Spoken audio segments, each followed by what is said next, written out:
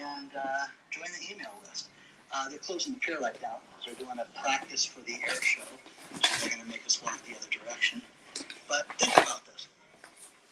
In 2010, there was a crash, basically a flash crash of the stock market that most of us forgot about, don't even think about. But what happened was the Securities and Exchange Commission said, hey, we need to be able to watch what's going on with stocks being traded and what people are buying, what they're selling. All right. So they set up this. That was quick. I didn't expect a kind of Spanish Inquisition. Nobody expects a Spanish Inquisition. Our chief weapons are fear, surprise,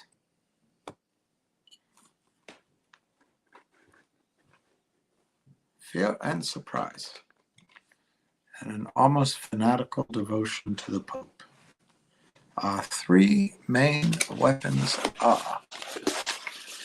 Oh man, I need to be neater.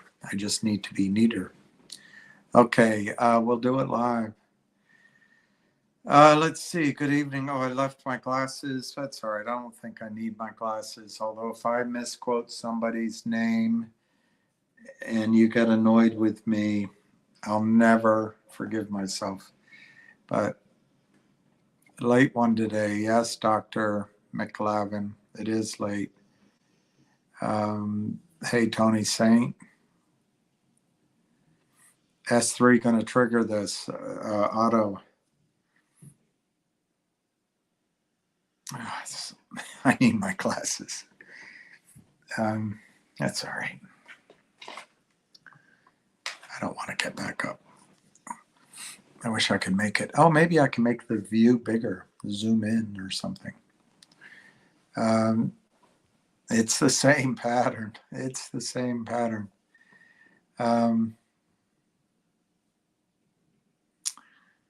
I was not.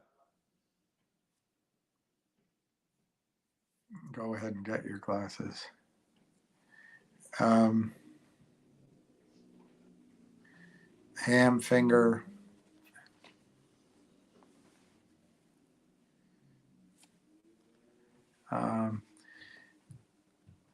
Well, there's not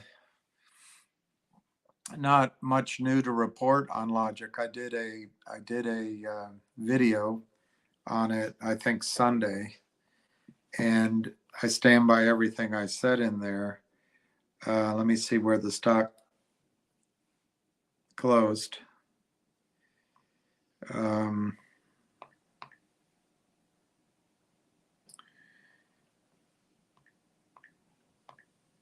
I mean, you do understand, Connie, Liv, you do understand that the entire market are fraud.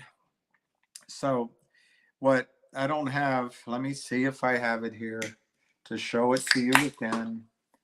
I might have thrown it away. No, here, I have it. Right now, you can buy Logic for 20 cents. You can buy Logic for 20 cents. You're going to end up with, they're distributing Data Logic, which is the engine, that's the revenues. As a private company, they're distributing it as a division to Aubrey SPAC, which is trading for $10.95 right now. The price is locked in stone. The number of shares are locked in stone. The deal's been out there for over a year. We're just waiting for the S4 to be approved. The SEC's last request was, how are you going to pay for it? The company has announced their financing, which, whilst expensive, is a defined amount. It doesn't have a long toxic tail to it. In fact, it doesn't have one at all. So if you believe, and I don't know, Connie, if you've ever purchased a house, I have.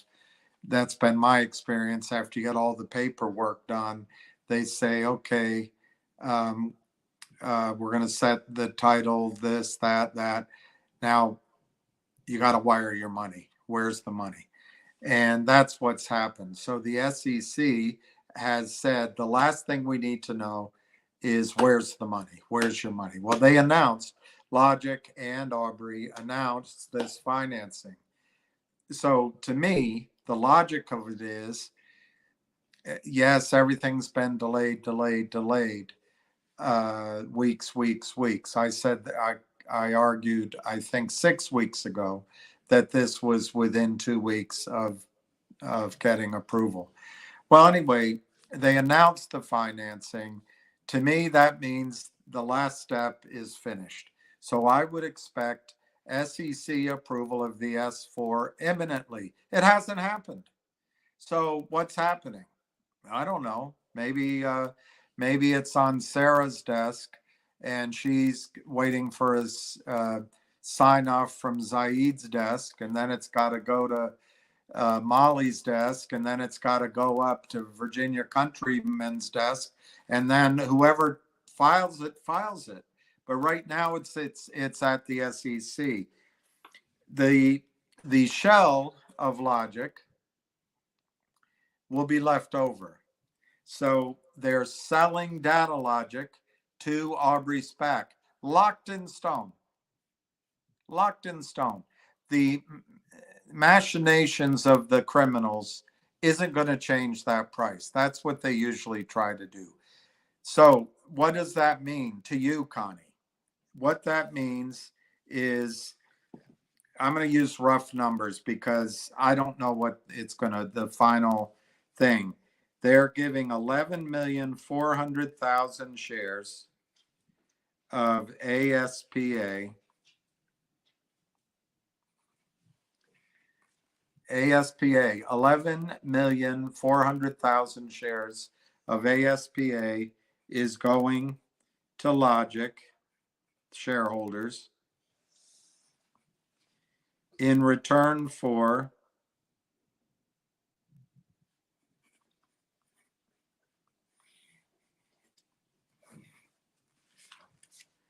so 11,400,000 shares are going to Logic shareholders in return for Data Logic.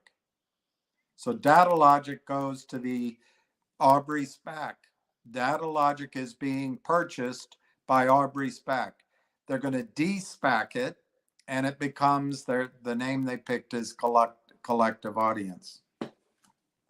Because it's etched in stone, we know the price, $10 a share. We know 11,400,000 shares. What I don't know exactly is what is the amount of shares outstanding in Logic.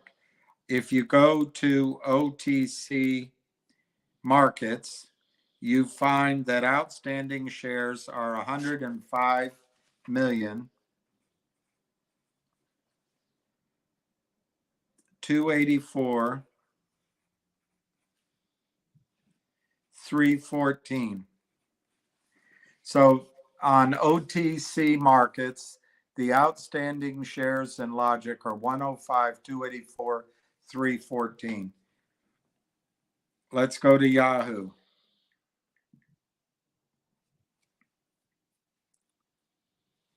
And let's just check what they say. You go to statistics, and they say the shares outstanding are 102,970. So you can see, Connie, I don't really know what the final number is. This is Yahoo. This is OTC markets. Now, what you do, Connie, is you take 11 million. Let's take the highest number so it's worse for us. Let's take what is the worst situation for us. Let's take the top number. 105.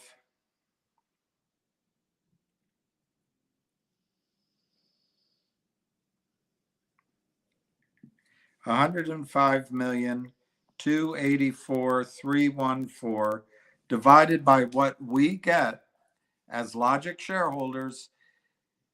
Aubrey SPAC is paying us 11,400,000 shares to buy the earnings, the AI, the customers, the talent, the revenue. They're buying the guts of Logic for 11,400,000 shares, priced, and that's locked in stone, at $10 a share. They're paying $114 million to buy Logic, which right now, the market cap, if you go by Yahoo, the market cap of Logic right now is $22 million. $22 million. What's happening with Logic? Criminals short the stock. They sell stock they don't own. So anyway, the market cap of Logic right now, according to Yahoo, is 22,650,000. Aubrey SPAC is paying $114 million to buy Data Logic, paying you that in stock, priced at $10. Aubrey's stock right now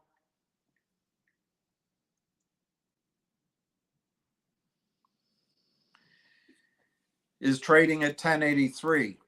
So they're paying you based on $10 a share. The stock is actually up higher, Connie. All right, so let's divide that out.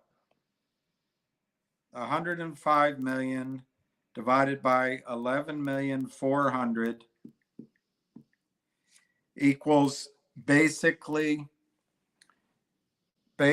for every 9 shares of, using this, I don't know what, I do not know the final calculation, but for every 9 shares of Logic, you'll get 1 share of Aubrey SPAC distributed to you. Okay? Right now, that works out to about $1.10 a share.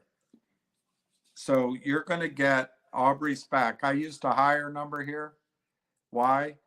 I used a higher number because at the time I did this, the price of Aubrey SPAC was $11.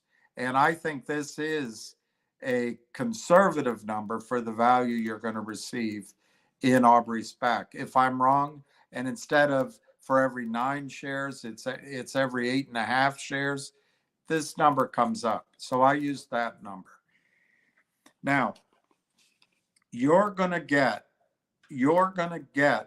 that distribution. So that becomes 1 piece of paper which you receive for your Logic shares.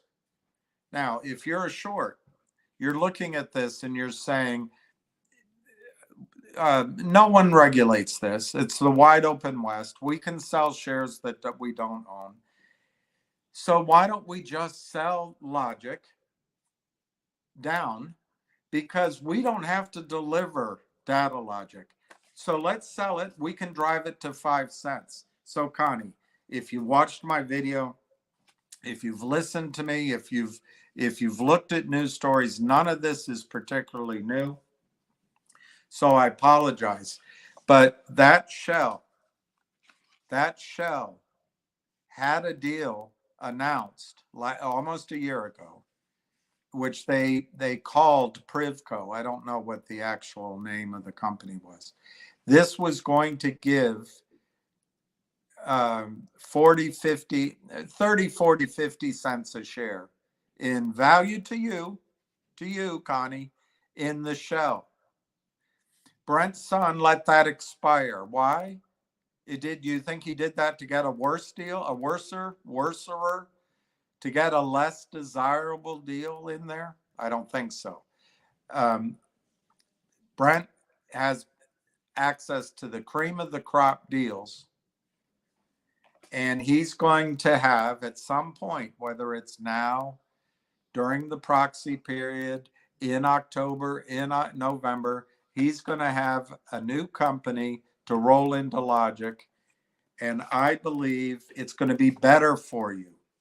So I used the numbers of 50, 60, and 70 cents, Connie. Now, 3 recent SPACs, once their deals got confirmed, and I wrote them down, I just can't remember the names. They went from $10, one went to $70, one went to 50, one went to 40, to my memory. In the case of our SPAC, ASPA, as it's de-SPACed, it could go to 20, 30, $40 in a trade. It'll come back down. But remember, Brent has other deals he's bringing in. He has other deals he's bringing in. This is a matter of public record. It's all been noticed to the press and etc. So if Aubrey SPAC starts out at $10 or $11, your share price, the value to you is $1.25. But I think it could start out at $20 or $25 in value, and that becomes $2.50. Let's call it $2.40. If you take the shell being worth 60 cents, that's $3 you're going to get for buying Logic now. You're going to get 2 pieces of paper with a value, I say, potentially of $3 out of the gate. If I'm wrong, take this low number and take this low number. It's $1.75. If that's wrong, call it $1.50. You're paying 20 cents right now. And instead of focusing on what the story is, you're looking at the price and saying, oh my God, what's going on with it? I paid 23 cents, it's 20 cents. That's the criminality in the market. And I can't stop that. I just cannot stop that. Right now, Connie, you can buy or own the stock of Logic, and you're going to get 2 pieces of paper. One, I think, could be worth $1 to $2 a share. One could be worth 50 or 60 cents. You're going to get those. They're going to come to you within a matter of weeks. Once the S4 is approved, which it is before the SEC right now, once the S4 is approved, there'll be a 10-day proxy period. Then there'll be a record date. Then there'll be an effective date. All of what I'm talking about will be in the public. Right now, it's not clear. So the criminals short this down and down and down because they figure it's just a shell. I'm telling you, it's not going to be just a shell. And this price, if you bother to read the news, you have to go to Yahoo, you have to go to OTC Markets or Market Watch. This price is already locked in stone. So what's happening, Connie, with Logic is the SEC has taken longer than it took to build the Empire State Building to approve the S4 with ASPA. There was a fund in Canada that had to just dump the stock. There are some contractors that are selling their stock for cash. That's all done with, or almost nearly done. The real thing that's going on is short sellers. That's what goes on in the over-the-counter markets. And everyone that you talk to will say, it's all legal, it's all okay, they cover it, whatever. In the US markets, you're not allowed to sell a stock unless you own it or you've located it to borrow. In Gary Gensler's markets, particularly in the over-counter market, every single company which needs capital, the shorts sell stock they have failed to locate. It is a violation of securities laws. So, Connie, that's what's happening. Now you can say, oh my gosh, I paid 30 and it's 20. Oh God, God, God. Oh God, it's down. Oh, it's still down. What's happening? Let me ask, what's happening? Instead of sitting down, writing what you know out on a piece of paper, and instead of reacting to the price you see and the feelings that you have, look at the facts. The SEC had 70 comments on the application. All 70 have been answered. It's taken over a year. The company was under short attack by a lot of companies except Ionic Ventures. Ionic Ventures doesn't short stock. I got a letter from their attorney. They don't short stock. It'd be interesting to go to court over that and argue the definition, what the definition of is. But Brent had to settle up with Ionic, and it cost him a lot of money because in Gary Gensler's markets, if you screw the American investor, if you screw the corporate account, Gary doesn't care. That's what's going on right now. What's happening? But Connie, you don't have to be in it. If you're tired of waiting, just get out of the stock. And there's plenty out there. There's other companies you can go into. I know Frank Benedetto has a new one. He has a couple of older ones. I know there's another gentleman out there. Borders has a company. I think it's NVWBO or something. There's other places you can go. But my strongest suggestion is when you see 20 cents, realize that it's the shorts shorting the stock. Will they continue? Maybe, maybe. But the price to acquire DataLogic is etched in stone. You just have to go to the SEC and you can read it. You can go to the news stories and read it. I don't have them in front of me. $10 a share, $114 million.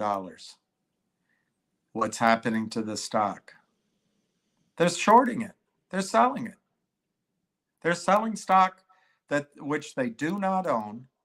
Now, some people will say, "Oh, it's legal." Spare me. If you're selling stock you haven't located, you're breaking securities laws, and that's what they're doing. And they're hoping that when the stock goes to 10 cents or 5 cents, they can cover it and make a killing. On the surface, Connie, it makes sense. The shell won't have anything in it. Although it does have 15, I think it has 15 million shares of GoLogic. I think that 4 million or 15 million shares of GoLogic. That too you can look up. So it does have something, but in essence, it doesn't have very much. So anyway, Connie, it's like the beginning of Casablanca. All these people coming, trying to come to the United States, leave Germany. They end up in Casablanca and they wait and they wait and they wait. And that's what's happening here. We're waiting for the SEC. But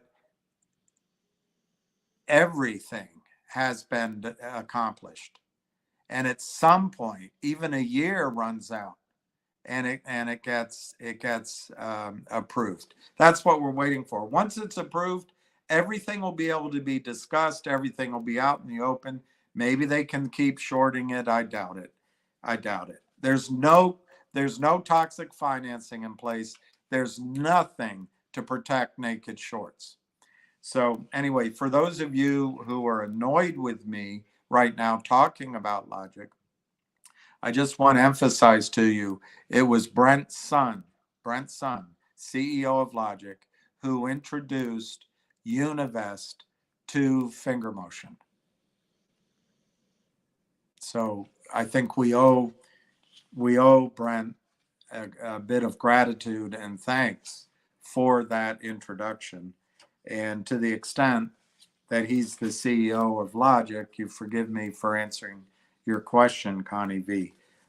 20 cents, 25 cents to buy Logic right now.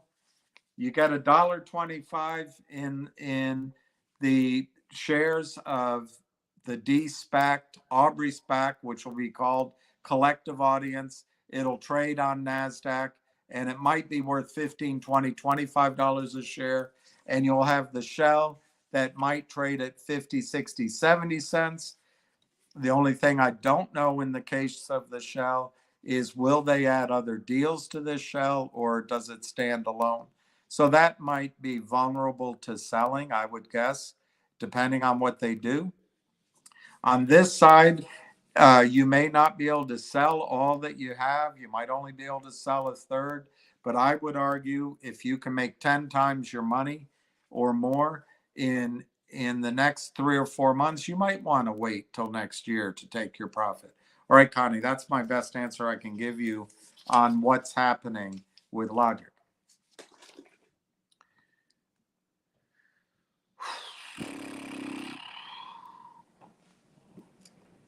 And I did it now, everybody, because Ham's not going to want to talk about it. So Ham will be coming on in about 15 minutes. Am I in Italy? No. Does it say I'm in Italy? I'd like to go to Italy. However, however,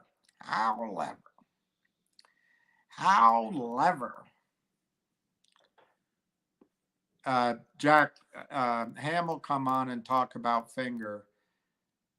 Brent Sun, CEO of Logic and GoLogic, introduced Univest to Finger.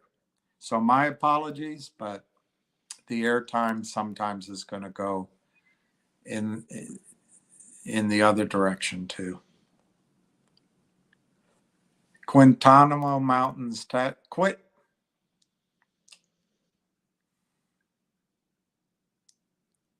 Quitman Mountains, Texas. Hello. Fidelity offers to buy MMTLP for $100 a share. Is that true? I saw some reference to that on the internet, but is that true? Did you receive that offer, Ralph? Because frankly, I got a couple of reactions to that. One, it shows they want to do something this year. Two, if $100 is their opening gambit, it's too low. And three, that guy, the author, the journalist at Forbes, who said he sleeps just fine at night, he said naked short selling isn't a thing. What do you think they're offering it for? For your good looks? I think it's a thing. Doesn't the SCE have 7 trading days for comment from the SEC approval? It's 10 days, right? I don't know, Aaron. In the case of Univest and Finger, I would imagine that Univest has attorneys on par with F. Lee Bailey and Johnny Cochran and the father of all those daughters.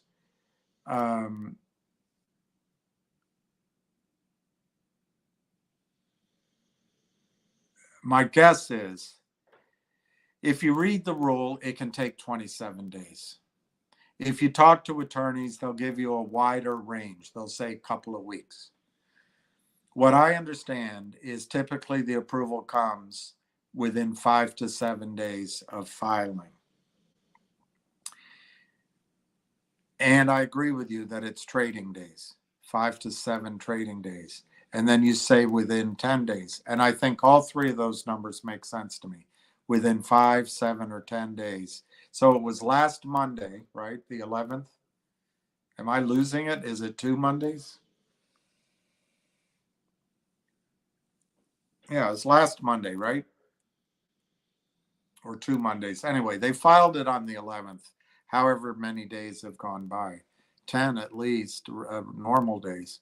So I would think that you're going to get SEC approval right away. mainly because Univest does so many transactions with the SEC. The attorneys they hire are SEC attorneys. They have really good relationships with their counterpart at the SEC. And the counterparts at the SEC wants to work at those law firms, may even want to work at Univest. I don't see any reason why it'll be delayed.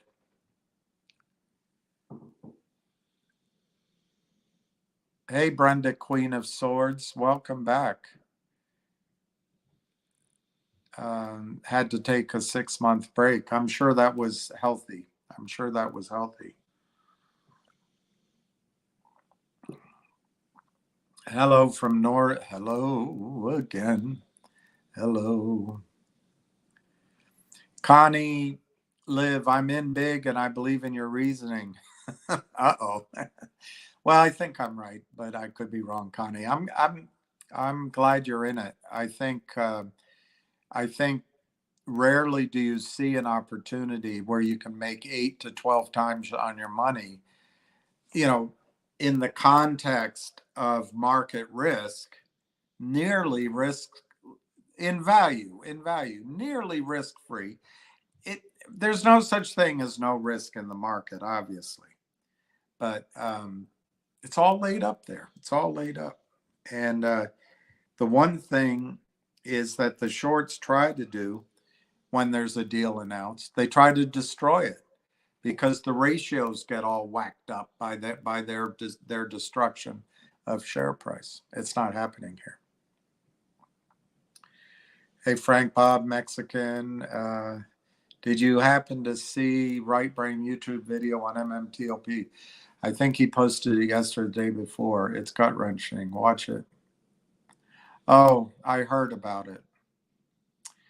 I heard about it. I didn't see it, but it's just terrible. His daughter, I think you're talking about.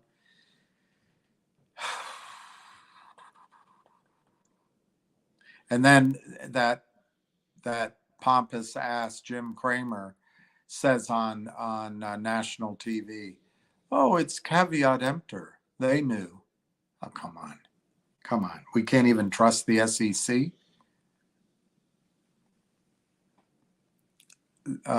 BBBBBY stuff is fair. I hope it happens. I don't, if that's Bed Bath and Beyond, well, whatever. I'll keep my mouth shut. Hey, KYP. I guess this guy might subscribe, share, bell on. I don't know what that means. But anyway, now my eyesight, it says Mark, but it's a woman. So maybe they want some signups, and please do. They're loyal. Finger had a solid close today, added more logic at 20 cents to average down. That's fantastic, P-Man. I really think I can't see a reason why approval won't come quickly now that they organized their financing. But, if you listen to me in August, even July, it seemed like it was going to be done end of August. Then it was end of September. Now I think it'll be all proxied, made effective probably by the 3rd week of October. But anyway, it's not that much further.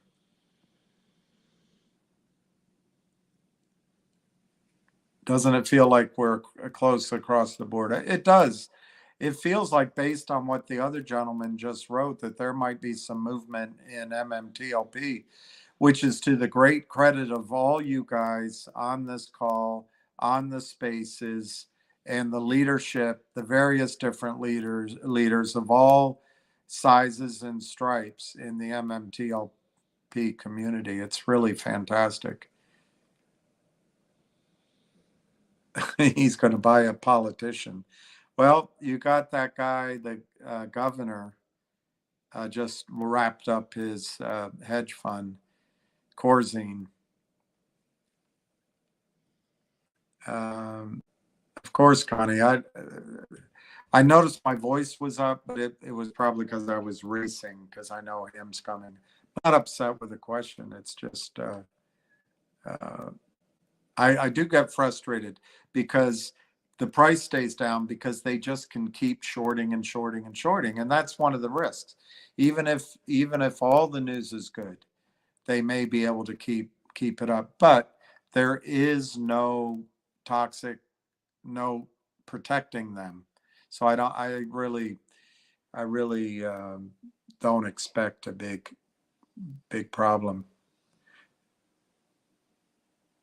I know, Connie, I want to get out of the market, or at least go into a better part of it. Hey, J.R. Ewing, was it Patrick Ewing? Red Pepper Ronnie, Sideshow Bob.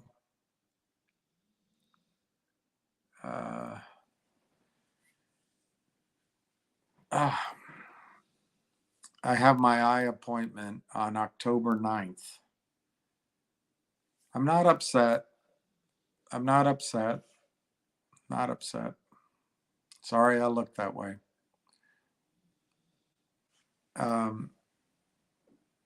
Thank you, Punch a Tree. Punch a Tree. That's a good name. Transfer Day is T. Drill, baby, drill. I believe in MBH. Well, if they're offering 100 smackers, I'm guessing that MBH is worth more than $100 a share right now.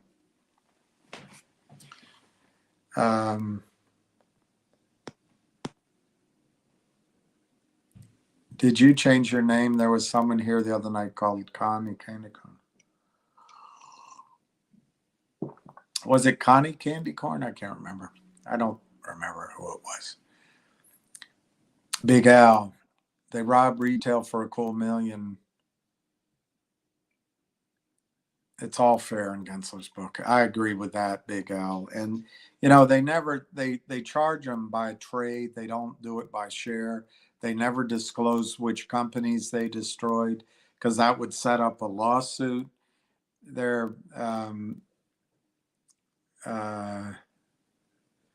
love to hear about Need Finger G on Move. Well, we'll get him. Oh, I got to call him. Let's go. Let's go.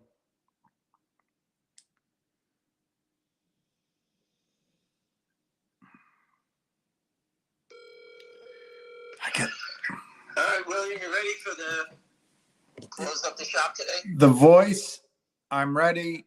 Your audience is ready. Hold on, let me just merge everyone. All right, everyone, I have William for the 7:30 Tuesday recap. Today is Tuesday, correct? Tuesday the 26th. Yeah. Okay, remember, this is not to buy or sell. This is our opinion about fraudulent activity in U.S. equity markets. Year 35. Again, a couple of things. I'll start from the beginning. I was in Midtown today out at lunch, and I wasn't around all day, and I was speaking with people that are, could be potential big buyers in the stock and telling my story about what's going on. Remember, I give out a lot of information. I show up with facts. I don't just make it up. And on the way home through the Battery Tunnel, when I was driving back to Brooklyn, someone called me up, and there was a buyer of 5,000 call options. I don't know which strikes. I didn't see it, but that could be the reason the stock started to lift off the close. That's about 5 million shares if they sold them the calls. So someone's looking to buy the equivalent of 5 million shares of stock. Wow. I don't know which options, and that's what I can tell you. I didn't see it. I missed it, so I was in the car, so I didn't see it. And obviously the stock started to lift back up on the close, and from what I heard, it closed, pretty good. I didn't see it. I've always told you, when the market falls apart, they're going to blast out Apple, NVIDIA, Caterpillar, UNH, Goldman, whatever it may be. They use that as a source of funds to support other things in the hedge fund world or pension fund, whatever it may be. So they sell those off. And the stocks like Finger Motion and GTII or other naked shorted stocks, I don't know them all. Pick your own. I can't help you with everything. And those stocks will outperform The guys that are short are borrowing money. They have leverage. Their leverage will be reduced. The rates go up, and it sort of chokes them. Okay, I don't know if it chokes them enough to where they scream and buy it, or do we need the DOJ to pull them out with their hair, or the SEC to get them? But these are things that all seem to be converging at the same spot. Again, let's go back to the Battle of Gettysburg. We're all meeting at the same spot, and a lot of things are happening that are in your favor that I've never seen before. You know, the market's giving it up. The market's tired. Obviously, extended. People will start to panic once they start losing 15, 20 points in Apple. You watch people will be selling it on NVIDIA, and those stocks will drop quickly. You know, NVIDIA dropped from 500 to 4.25 already. All right, so like I told you before, the heavy-duty stocks are a source of funds. The big boys dump those things, and, you know, then they start looking for things that can make it back to the upside if they're not short sellers. So, again, we're in the right spot at the right time. And hopefully, you know, this S3, so people, you understand about the S3, it's a stupid document that is filed by every public company saying that eventually they like to raise money at their convenience. That's all it is. It's not a major essay. It's not that yes and no. They have no choice. The government can't stop anybody from raising money. So I can't imagine it being whatever, how many days it's going to be, but I can't imagine it being much longer. It's a really non-event. Everyone I speak to about it, I never filled out and submitted an S3. And so, again, I can't answer that properly, but people I know who have, people I spoke with today said that it's just a paper filing with the SEC. They stamp it, give it back. The person that's looking at it is probably somebody as old as a 15-year-old kid stamping these things. That's what a non-event it is. So, William, you have anything to say about that? Or? Well, apparently people think I'm in Rome, and I said Rome Pizza on the 2nd Avenue, I was thinking maybe it's my nose. I have an Italian nose. It's roaming all over my face.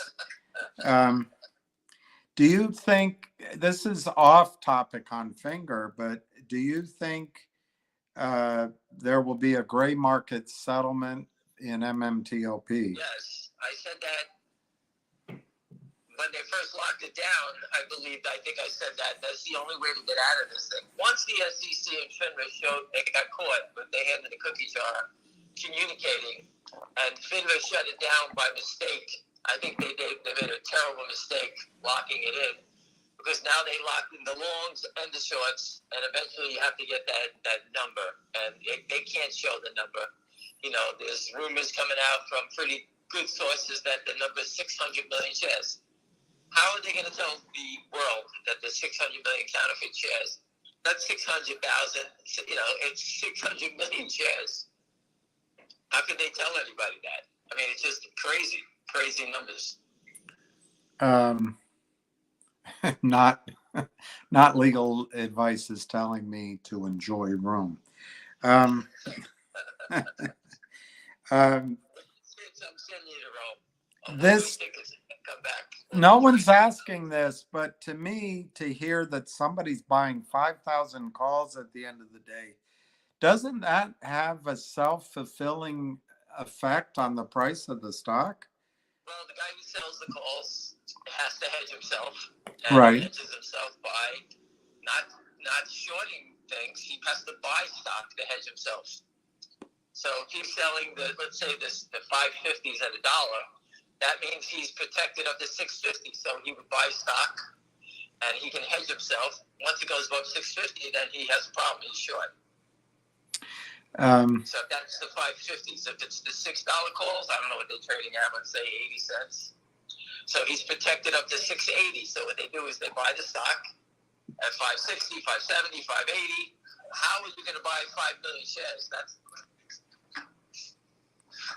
So one guy is asking your thoughts. He's asking for mine, but I'm going to pass it off on you. For the October 8 strikes at 40 cents or the 9s at 35 cents. Listen, options are the way I play. It's a crapshoot. It's very limited risk. If the world ended tomorrow and the stocks all crash, you lose 40 cents. Would you rather lose $5.30 or 40 cents? So so that's the risk reward right there. And your upside is infinite, and that's why you're playing these type of things. It's, when I used to play takeover stories, we didn't know when exactly it was going to happen. And you would get into a call, and hopefully it would happen when someone made a bid for a company, we used to look for a white knight to come in and top the bid or something like that. So, this is how people play. They use options. But again, they are risky. They do expire.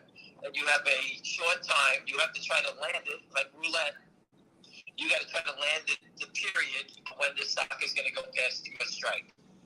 Now, the stock has had many opportunities to buy options cheap, and the stock's moved up. And I've told you, if you bought a $5 call, a $5.50 call, a $6 call, as it moves up, once you make profit in those, you sell those, and then you take the profit, and you can buy the 10s, the 11s, the 12s, whatever it is, to not look again, because you're just using the profit from the street. That's the way to really play. And they don't work out a lot, but when they do, and you hit a home run without having a penny invested, it's a great feeling, and that's the way I play. It's just a strategy to take home run swings for no money. And I know a lot of people have done it, have lost their profit, but they're back again using the original investment, playing again. And there's those who bought it and never sold it, and I can't help you. That's the way I play. It's just the way it is. So this is an option. I'm teaching you about options. If you're trading options for a quick swing, go buy Apple, Nvidia. They're down 4 or 5. When the market bounces back $1 or so, you can make yourself a half a dollar real quick. That's trading options. This is something where I believe you're playing for a home run swing. If you can catch, let's say this S3 comes through, all right? Maybe the gentleman who's trying to buy them has, a good feeling about an S3. Many lawyers understand an S3. So as an attorney, I know it's not legal advice, it's not an equity guy or a securities attorney, but security attorneys will give you a good feeling about when you file it, when you're going to get it back. I'm pretty sure they know a lot about it. So if anyone has anyone like that, ask them. So that's the most common question tonight is any word on the S3. I'm not a securities attorney. Yeah. I never filed it. I don't even know what it looks like. And all the document is, if this stock takes off, the company has the right to raise money whenever they like. That's what it is. Nothing else. And all you do is tell the SEC, hey, we like to file this piece of paper. If the stock goes to $1 million a share, we can sell stock all the way up because we actually inform the SEC that's our intentions.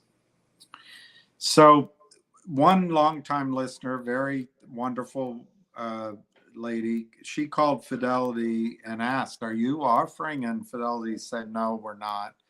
Another gentleman, and several people are asking if you have any comment on $100 offer for units or whatever of MMTLP.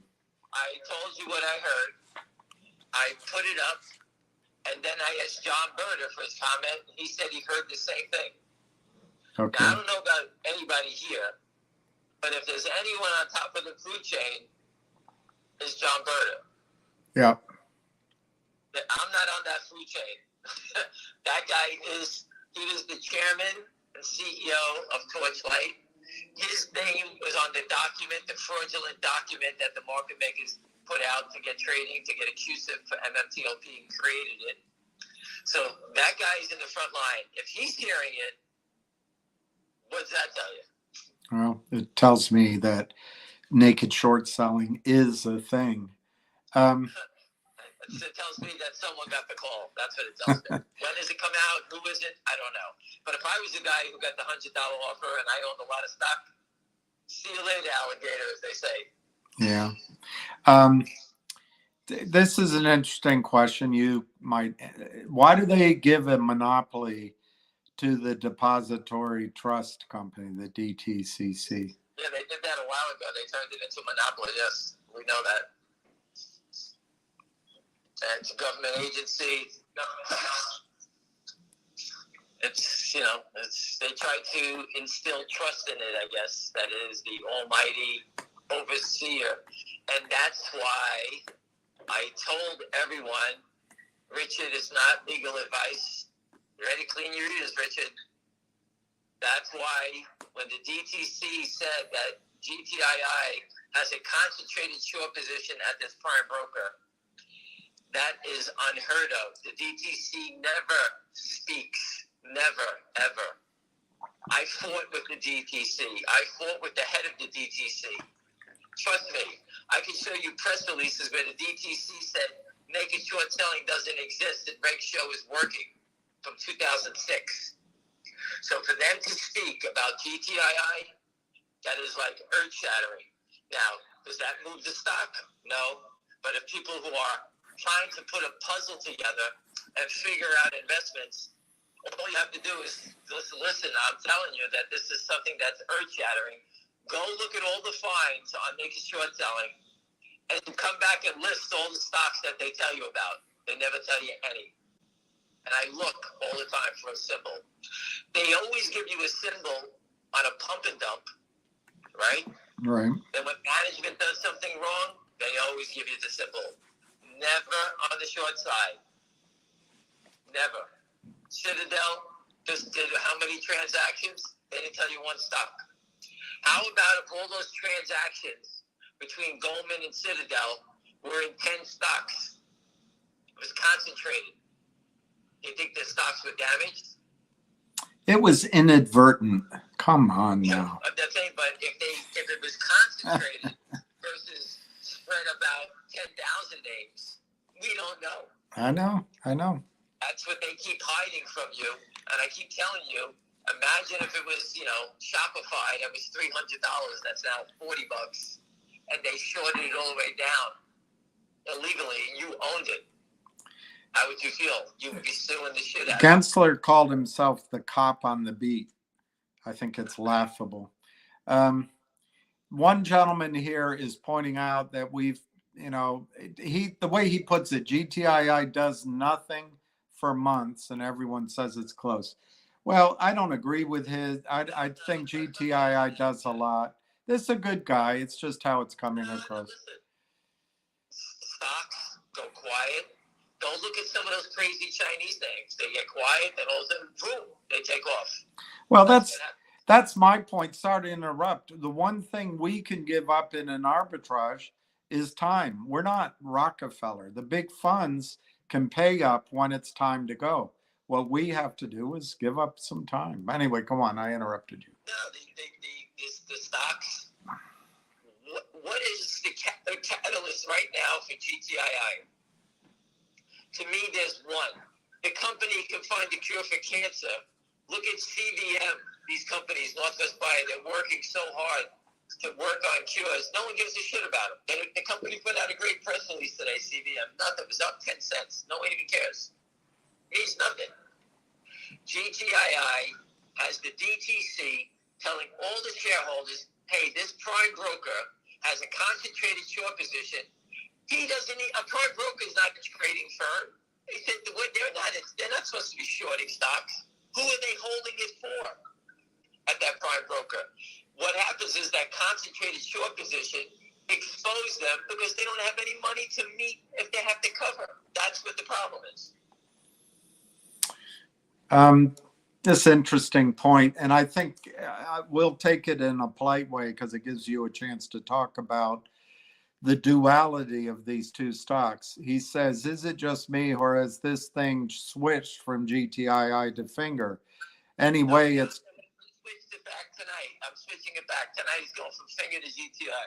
Okay. The stock is telling you. I have nothing. The company in Finger Motion has hired a new banker. The new banker is notorious for killing shorts. The banker filed an S3, and that's what put it into play before GTII. That's it. It doesn't make a difference. I mean, that's what it tells me. I'm not sitting here telling you. It looks to me like it's going first. GTI could tomorrow morning, the DTC or something could come out and say that the short must be, something, and the stock can take off. I don't know.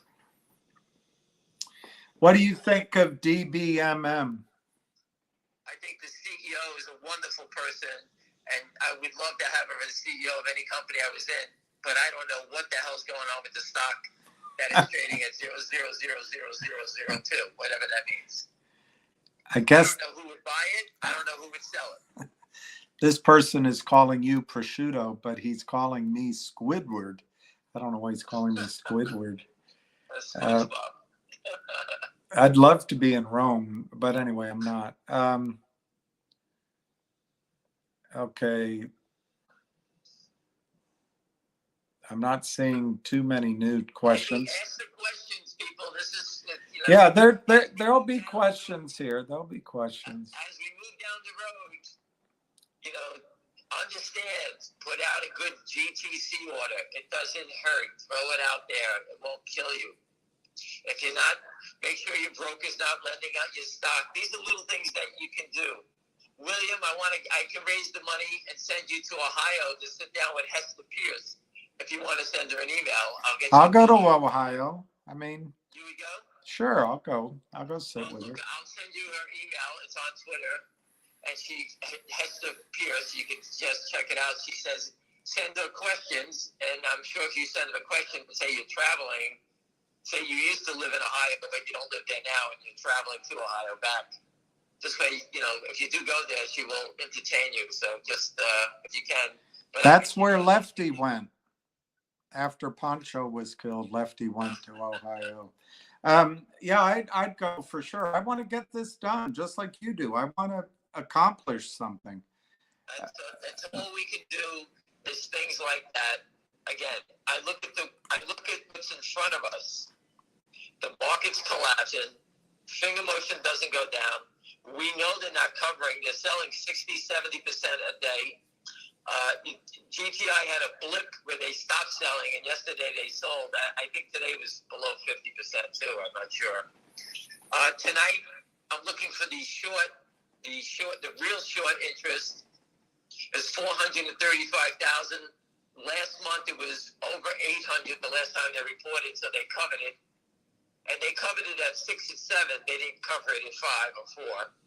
So I'm curious to see what happens with the 435.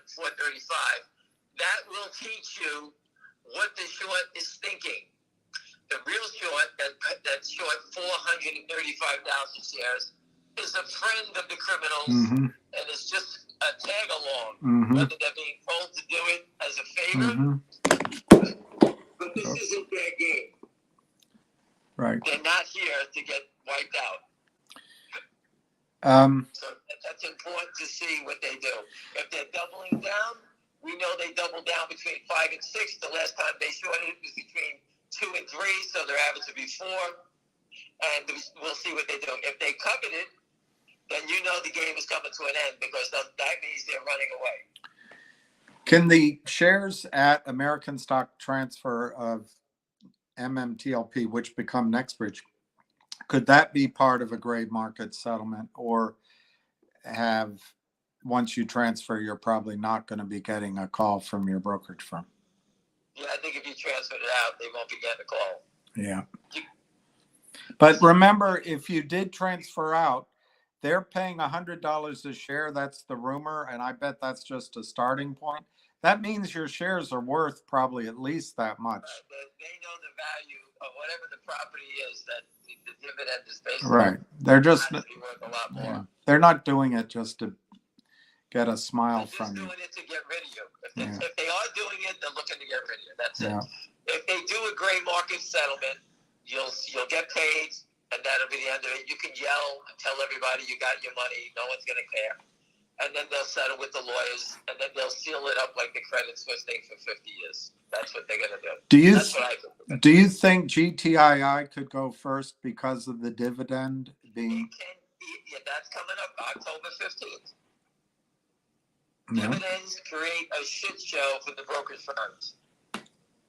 As you can see, MMTLP turned into a major shit show because that is all fraudulent. This is very different.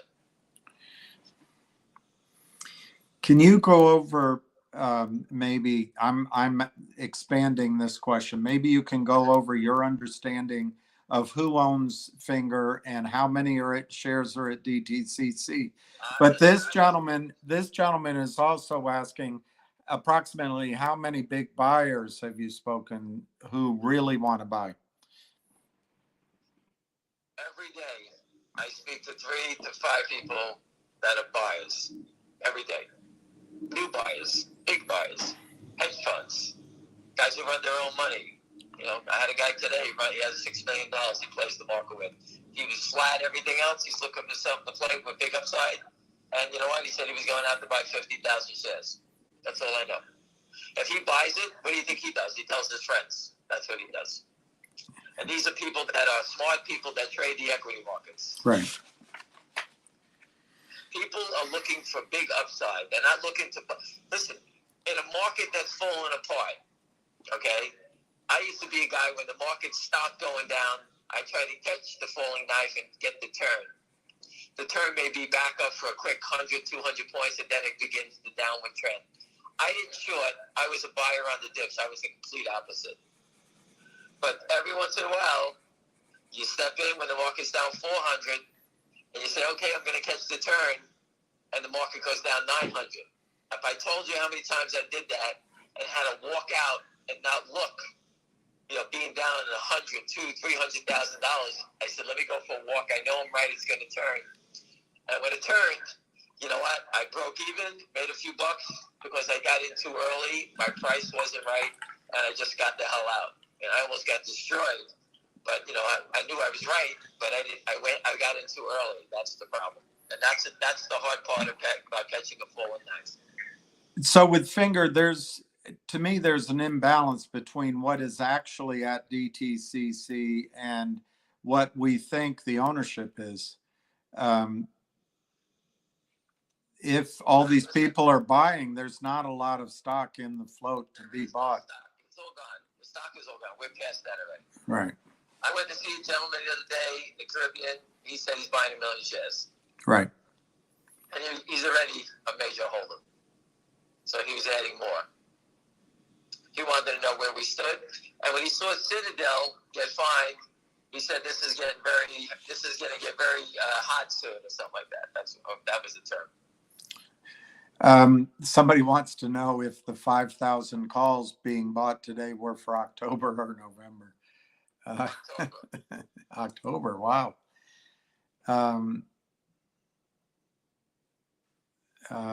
Who knew waiting to be a millionaire would be so stressful? Oh my God, it is. Oh, no, right? Listen, the money's not even worth it anymore. I'm going for the win. You know, when it finally happens, we're going to go, what's next? Change the channel. I'm sick of this show. That's what's going to happen. Listen, I'm glad everybody's part of it. People tuning in.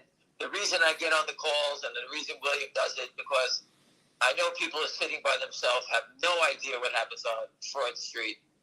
And trust me, when I hit the streets, you know, people don't understand it. They do. They heard about it.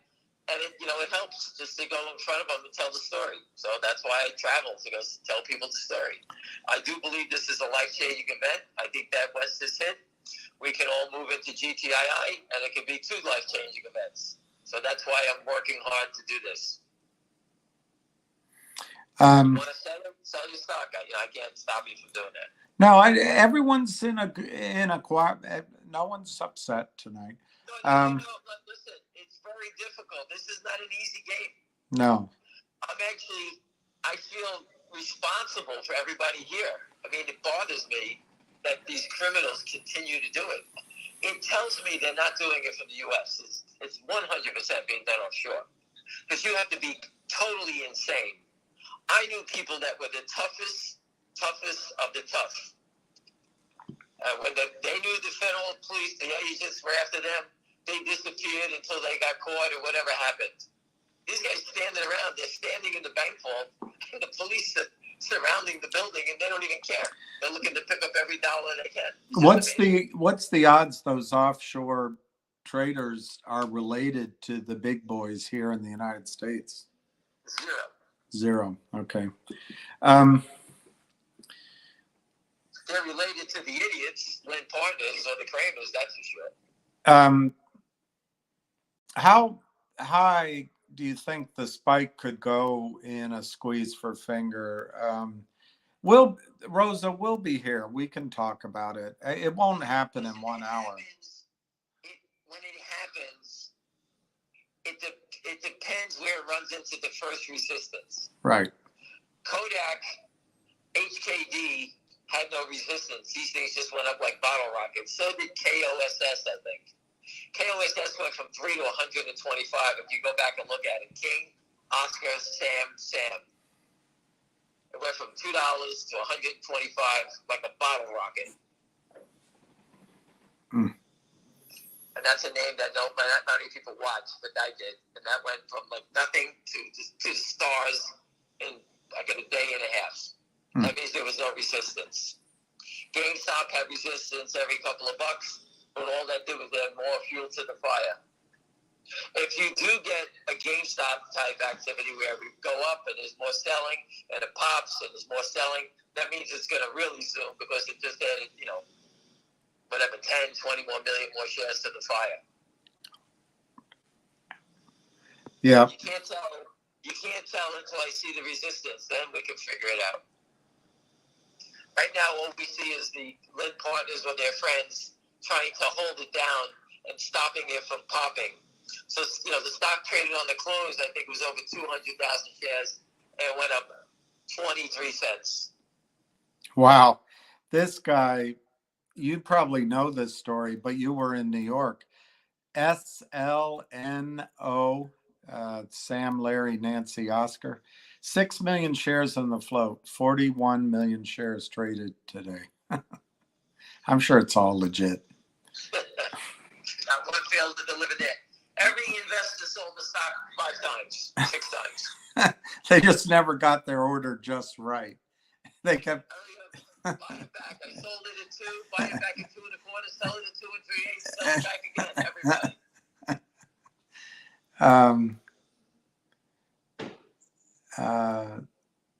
All right. Not legal advice being the know-it-all the not know-it-all. Anyway, he says he thinks that EGDR updates at 8:30 p.m. in terms of whether the S3 is effective. We can look. It's a half hour from now. One guy's saying, with the S3 so close, how come we haven't seen the approval so close? How come we haven't seen more of a run-up in the stock? Finger. To buy 5,000 calls. The market's down 400, and the stock was turning up today. What other sign would you look for? I think that the only reason you haven't seen the stock run a couple of dollars is that there's somebody keeps selling it into your face. I think that's the problem. I don't know what OG means, but do you think the OG torch holders will be offered more money? I think that's the original shareholders. Personally, I don't, because I don't think you can divide it out that way. I think it's going to be, everyone's going to get the same deal. If the pressure is coming from the regulators or somebody, they may start, like you said, come in and offer 100, maybe they go to 110. I don't know. I don't know. I don't know what's going on the back end. I do know the back end that the street has major problems here, and that they need to get rid of this thing or squash it, as they say. This not legal advice is great. I love this. Donna Miles, she said, I'm scraping the bottom of the barrel. I bought 19 Finger yesterday and 1 this morning and 6 later on. My husband asked me, don't I have enough? And I said, never. I love it. Listen, going back in time, I remember Amazon at $10. And everyone said, why don't you just buy 1 share a day $10. You're throwing around money like lunatics. And we're like, we're all saying the same stupid thing. Where's you going to go to? What the company all it does is lose money. Well, that $10, where to go to 3,000, 4,000? I don't even know where it is now. I can't figure it out. It's all the splits and everything. It's probably worth 5,000. I have no idea. I had a friend in London. She told me, buy it, buy it, buy it. She was right. But, but that's something that, if you bought one share a day for $10 instead of going blowing it someplace, think about what you could have. oh my gosh. Instead of tall, hot mocha every day at Starbucks, Right. buy half a share of Amazon. Right. Not legal advice made a motion against Fidelity Task for All shareholder communication. That's great. That is fantastic. We filled out freedom of information at GTII. My friend is the attorney doing it. He had to leave the country. He works for a big company, and he moved to Europe. So he was doing for us, and we just kept missing. We just didn't hit the right. If you don't have the right language, you don't get it. I mean, for the gentleman, whoever did it in MMTLP, who got the communication between the SEC and FINRA, you talk about getting hit with a lightning bolt. That was unbelievable what he did. And he's the one. Whoever filed that freedom of information, he could be the guy that deserves the Pulitzer Prize because he's the one that can expose the whole system, exactly what happened there. Jana Alvarez points out that the settlement talks will probably be with the bigger shareholders first, and they're probably not going to take $100 a share. I agree with that. A couple of times this question's come up, so maybe you can clarify. If people have already moved their shares to American Stock Transfer, they now own NextBridge. That's something that I don't want to get in the middle of that because if I give you the wrong advice, I don't want to get. Okay. That's something for John Berger and all those other people. Follow the bouncing ball what those guys do, whatever they're doing. I think John's very open. You go on Twitter and just reach out to him and say, what should you do? He'll let you know. I also think the bigger holders, the wealthy guys, they're not going to make a deal that hurts you. I think they're all gentlemen, and anything they agree, I bet will have the tag along. It has to apply for everyone. So that's I don't know that for a fact, but John is a great guy. He is. Months ago, great guy. He's got everyone's back. He's not here trying to stamp anyone's back. He's involved. He's got shares, and you know what? And when I found out that Torchlight I thought he was gone. And then when I saw this mess pop up again, I couldn't believe it. And he said he got dragged in. He had nothing to do with it. And he got dragged back into it due to fraud. And they destroyed it, which obviously there was a good asset there. But anyway. So. It doesn't make a difference your assets. I keep trying to tell everybody. It doesn't make a difference what you do. I know. The game is rigged. It's slanted. We're lucky that we have Lynn Partners. They're a small fish in the sea. The Kramers are a smaller fish. I think the SEC and DOJ, now that they have problems with Citadel's exposed and Goldman's exposed here, they're going to have to, I'll say shoot a couple of the low-hanging fruit people to hang them. That's what they have to do. So, Ham, I don't know how to answer this. Somebody's asking me how the weather is in Rome.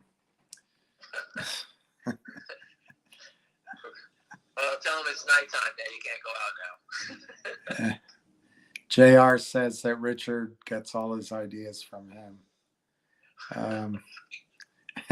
Bill Nelson says, so JR, does he get his jokes from you as well? Bravo, Bill Nelson. Listen, everyone, this is a tough game. It's a head game. You don't know what to do. The stock runs up. Should I sell some? Should I buy some? It's a very difficult game. Everyone, you're an individual. You have to figure out what's best for your family.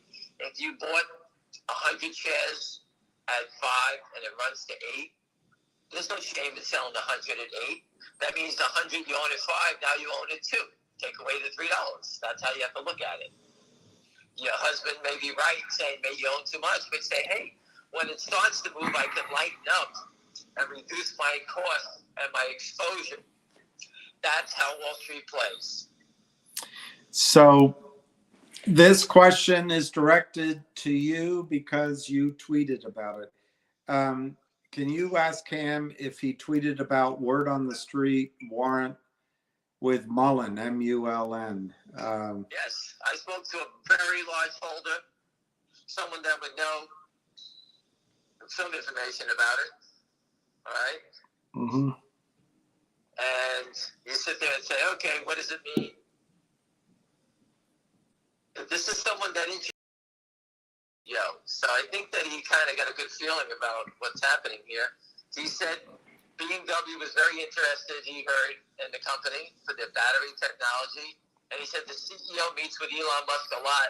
Elon Musk is very interested. I think it's something to do with the battery. I think the battery is the key to the whole thing. I don't know. I said, okay, thanks. And I put it out to him. That's all I said. Okay, so that's great. He says thank you. I'm just trying to go in an organized fashion here. There's a lot of responses. I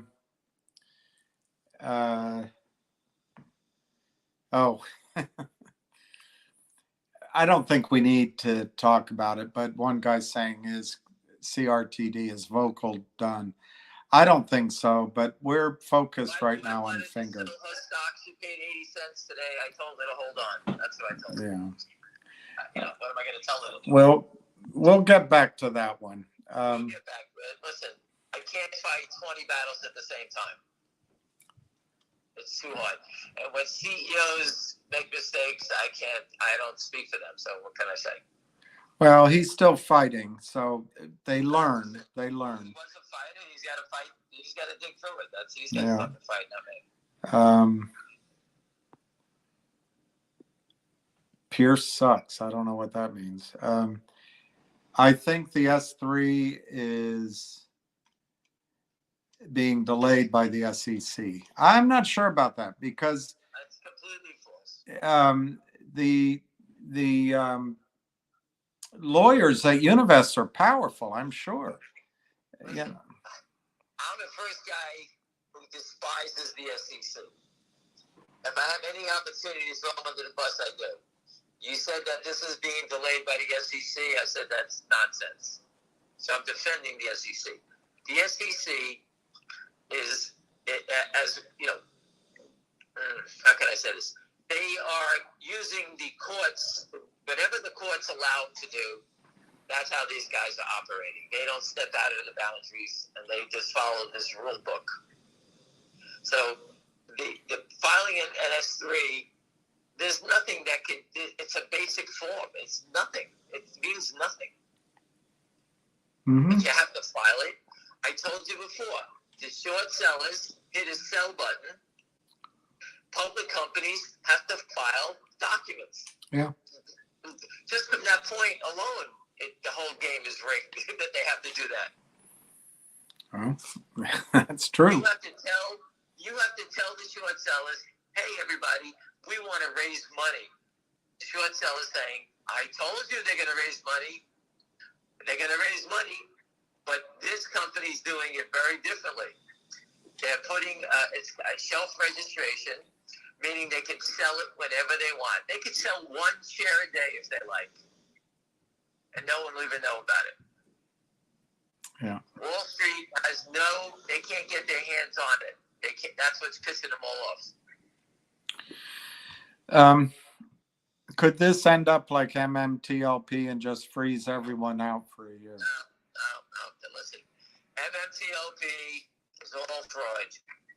All right? That's a complete fraudulent security created by the short sellers, and now it's a complete mess. They can't get past who made it public. That's the most important. That's the beginning of the fraud. These other companies are public companies. They do filings. They have lawyers. They have earnings. They do what they're doing. Why would anybody get stopped trading? I'm going to let you answer this question because I would probably lose my cool. Why did we used to get lawsuit updates for Alpine from Wes and it all stopped in August? It's a good question. See, Ham is much more unflappable than I am. There's nothing what am I going to say? I'm not allowed to get updates on it because it's a public company, so I can't call up Wes and say, hey, Wes, how about a quick update just to me so I know so I can decide whether I want to sell the stock or not. I can't. He won't do that. It's inside information. Exactly. That's how I would have answered it. So there's nothing I can say. Trust me. One guy's telling you if you want to see a real football game, you go to Ohio. Get out of here.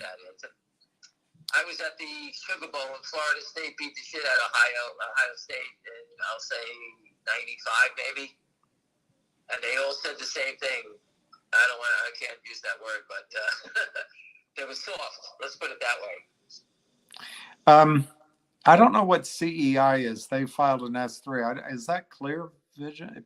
Anyway, CEI. That's an oil and gas company. I spoke with the CEO. The stock went from 10 cents to $5. Was trading 1 billion shares a day. I begged the CEO to do something. He did nothing. Instead, he got destroyed. He reversed the stock, and his stock got killed again. It went to 15. He reversed it. It was 15, and now it's 30 cents, I think. I'm not even sure. So this gentleman's asking, is there any chance he gets his dollars back? My guess is no, but I don't know the situation. And CEI? Yeah, CEI, yeah. Listen, when CEOs have no idea what they're doing, it's very difficult. I've tried. I pitched 5 new companies this week that they have. Even in MULN, if BMW came in and bought the whole company out, I just don't see it where it's going to return a lot of money to shareholders. Yeah. I mean, listen, they came in and paid $3 for it. You would get back maybe 20% of your money, I guess. I don't even know. I don't know either, but it's just devastating, the dilution that occurs. But you can't build a car that works, new technology, without money. So where are you going? Right there. But Wall Street knew he needed money. Instead of trying to help him like they did for Amazon, okay, they destroyed him. There's more money to be made on the downside, and that's what they did. They decided that we can make more money on this downside and kill the company. That's what they wanted to do. Yeah. Amazon, when it first started, it was losing everything they sold. They lost money on, but they were looking to get market share. And I think Credit Suisse was behind that. Or First Boston, I can remember. And we always used to scratch our heads saying, if I went to someone and say, hey, I want to lose everything I sell, I'm going to lose 50 cents to $1 on, but in 10 years I'm going to control and get everybody to come to me. No one would fund that idea. You need to go public. Rockefeller would. Right. That's what he did. Right. Well, I'm not sure about that, but again. Yeah, well, he did with oil. That's how he consolidated. Anyway, doesn't matter. That's 100 years ago. But in today's world, you need money. If you go to a guy, they're going to say, okay, I'll fund you.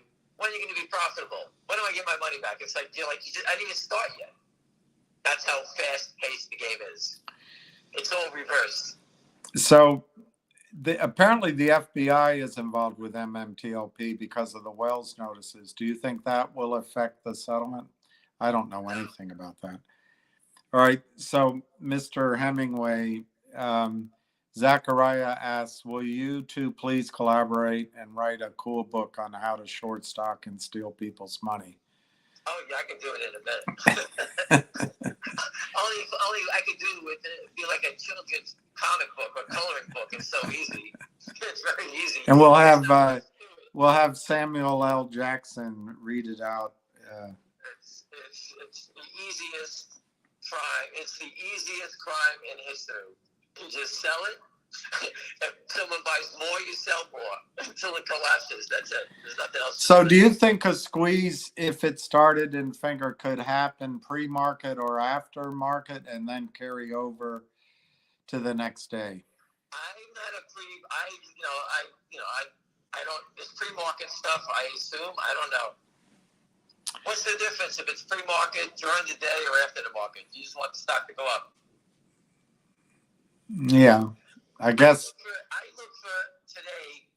If anyone can tell me what it did after the market closed, what was the market in it? But I didn't see it.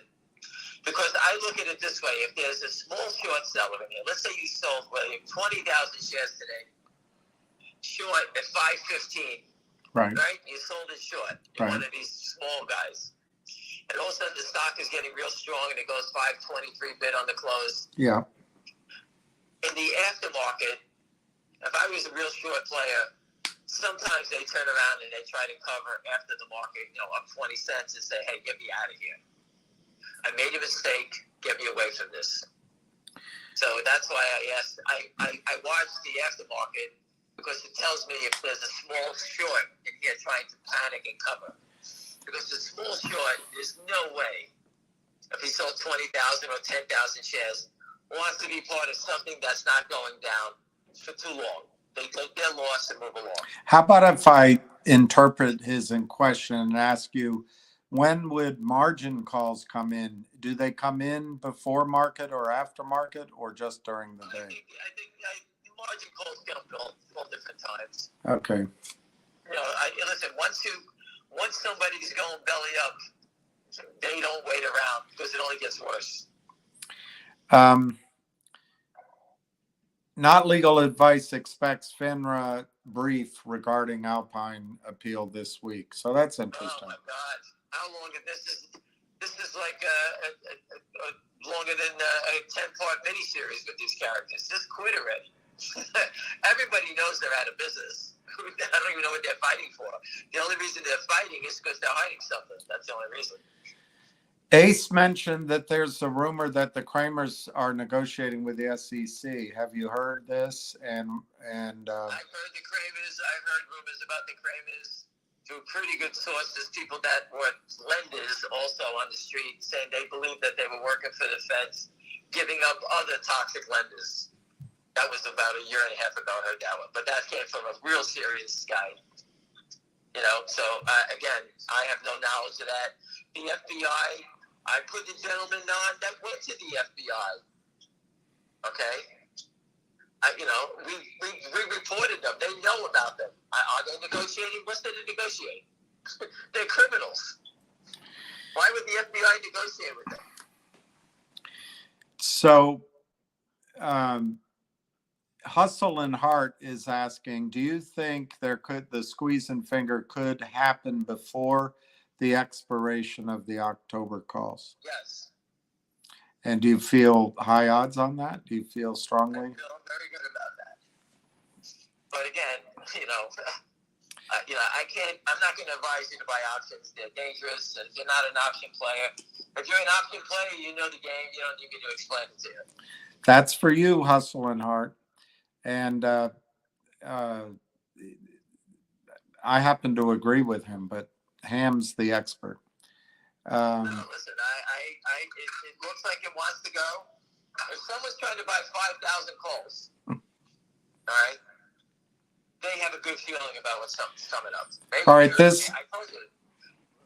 Listen, people, hedge funds, money managers, they have lawyers, just like Richard, not legal advice. They have security people.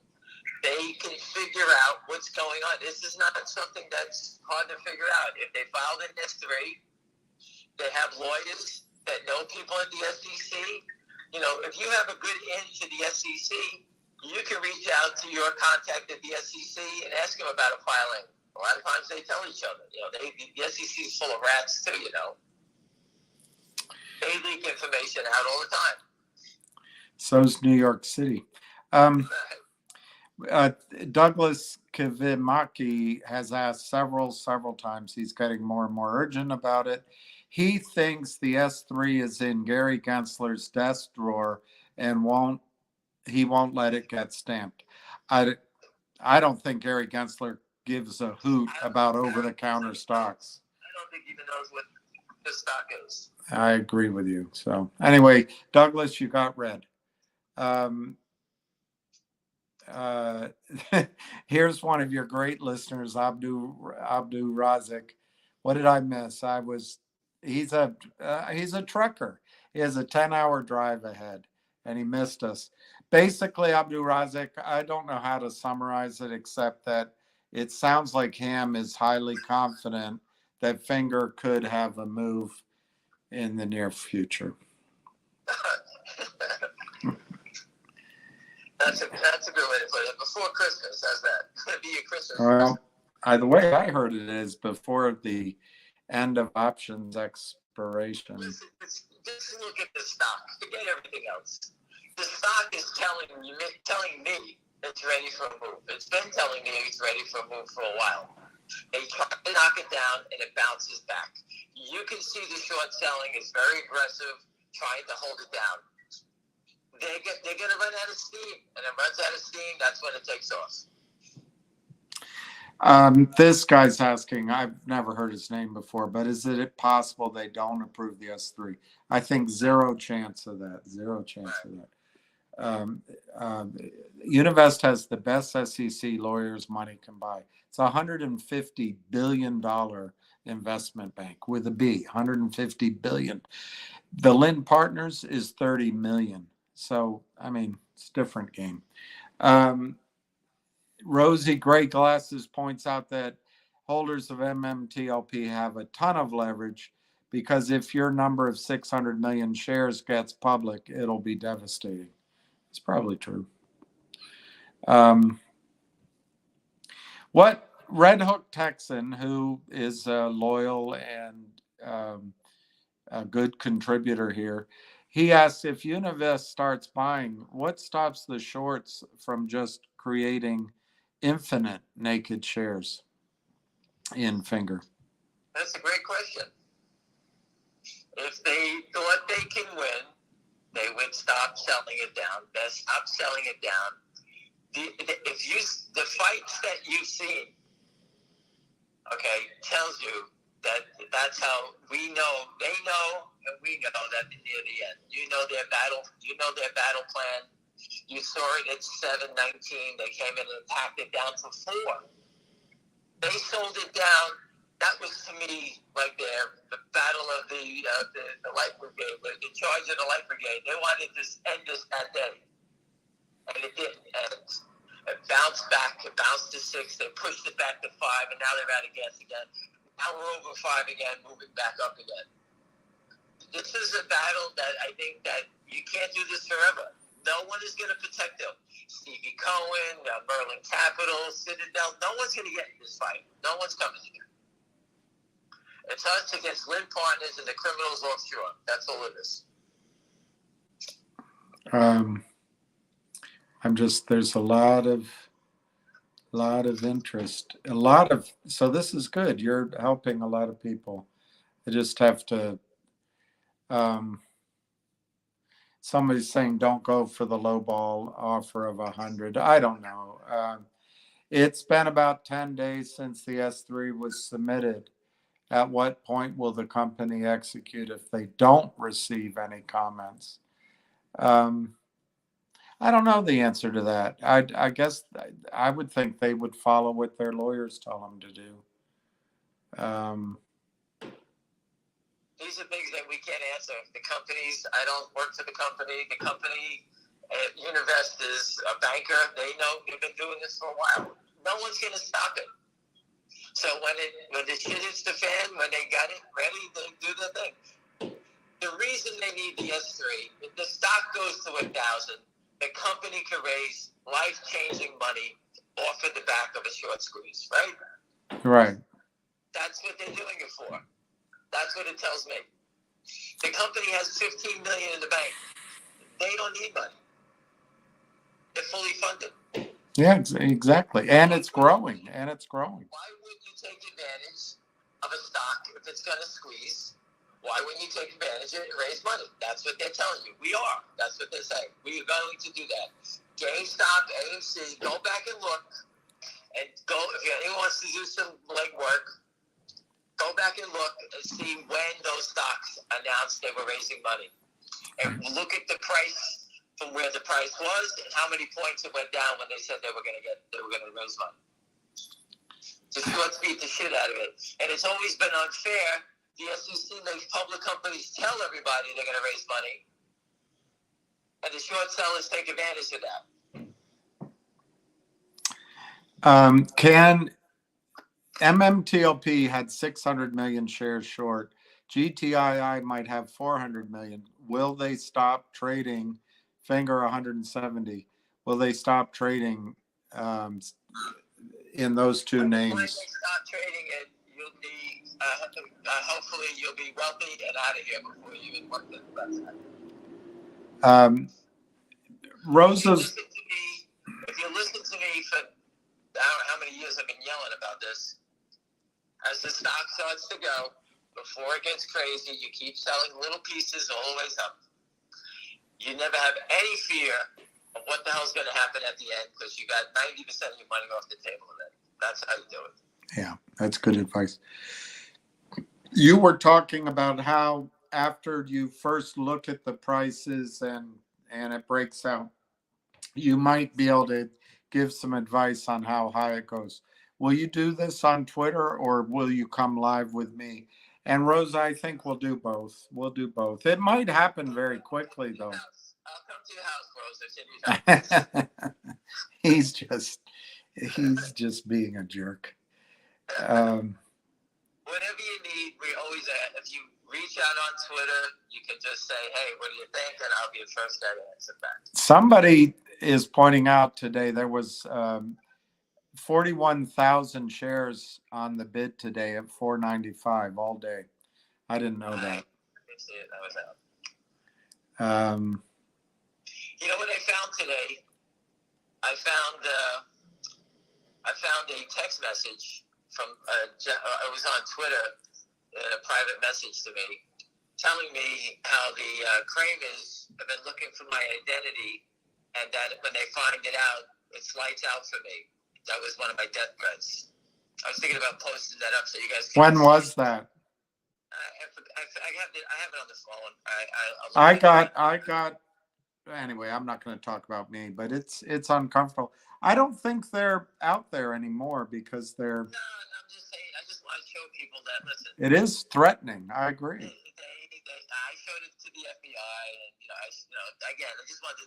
I found it again, and I thought I'd bring it up and show people, hey, this is not, this is not a walk in the park. This stuff. This is not something that this is dangerous stuff. I don't know if these guys are gangsters. If they are, there's obviously we can always sit down and do that, take care of it that way if they like. But again, I went to the FBI and we did what we had to do. I mean, I registered the complaint. I said, here's the proof. This is the guy. If anything happens to me, they all go to jail for murder. What can I say? I mean, that's just the way it is. But I just wanted to let you know I did find that today. And I'm sorry that's happened to you, but it. Nah, it's not what we're going to do. Somebody's pointing out that you haven't talked about Timothy Yikes lately, but oh, that piece of trash!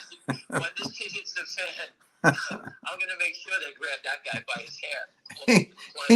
he comes on and brags about making $200 shorting or $800.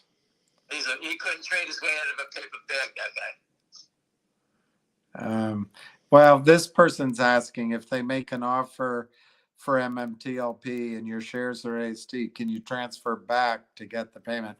Personally, I don't think so, but I do agree with him that John Berta and the rest are going to make sure it's a fair settlement and includes everybody. So if they start doing that, and I'm sure that they'll say to everybody, hey, if you did transfer your shares, you can submit them and get paid. They're not going to just trap people. I agree with that. I think you're just doing what you're told to do. It's going to be a very fair. You've got big guys that are going to look out for you. In my judgment, they're all honorable men. So you know, but remember your shares at AST should be worth what they're being paid over at the brokerage firm. So That's correct. once it's resolved, maybe the whole thing's sold.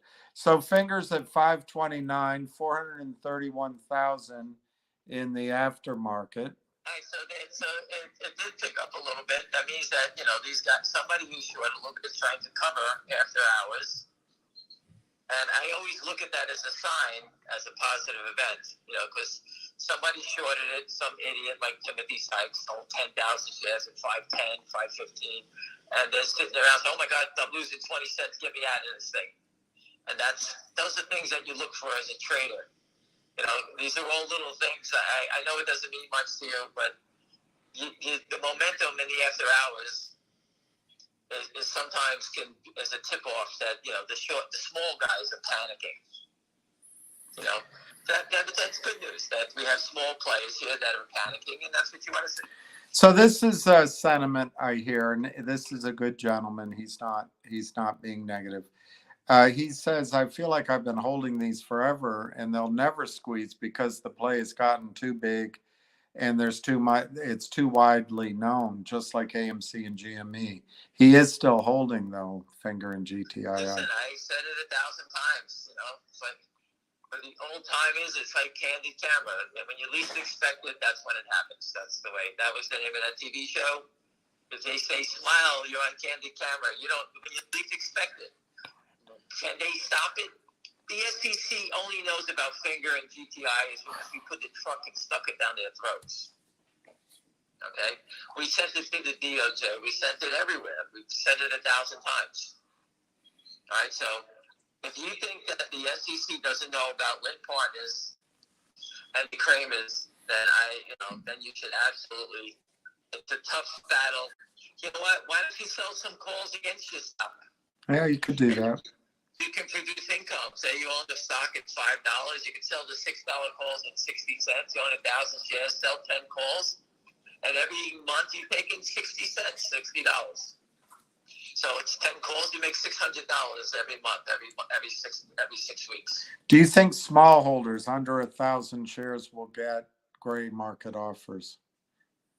Listen, when they have to clean that up, they're going to clean up everybody. Everybody gets the offer.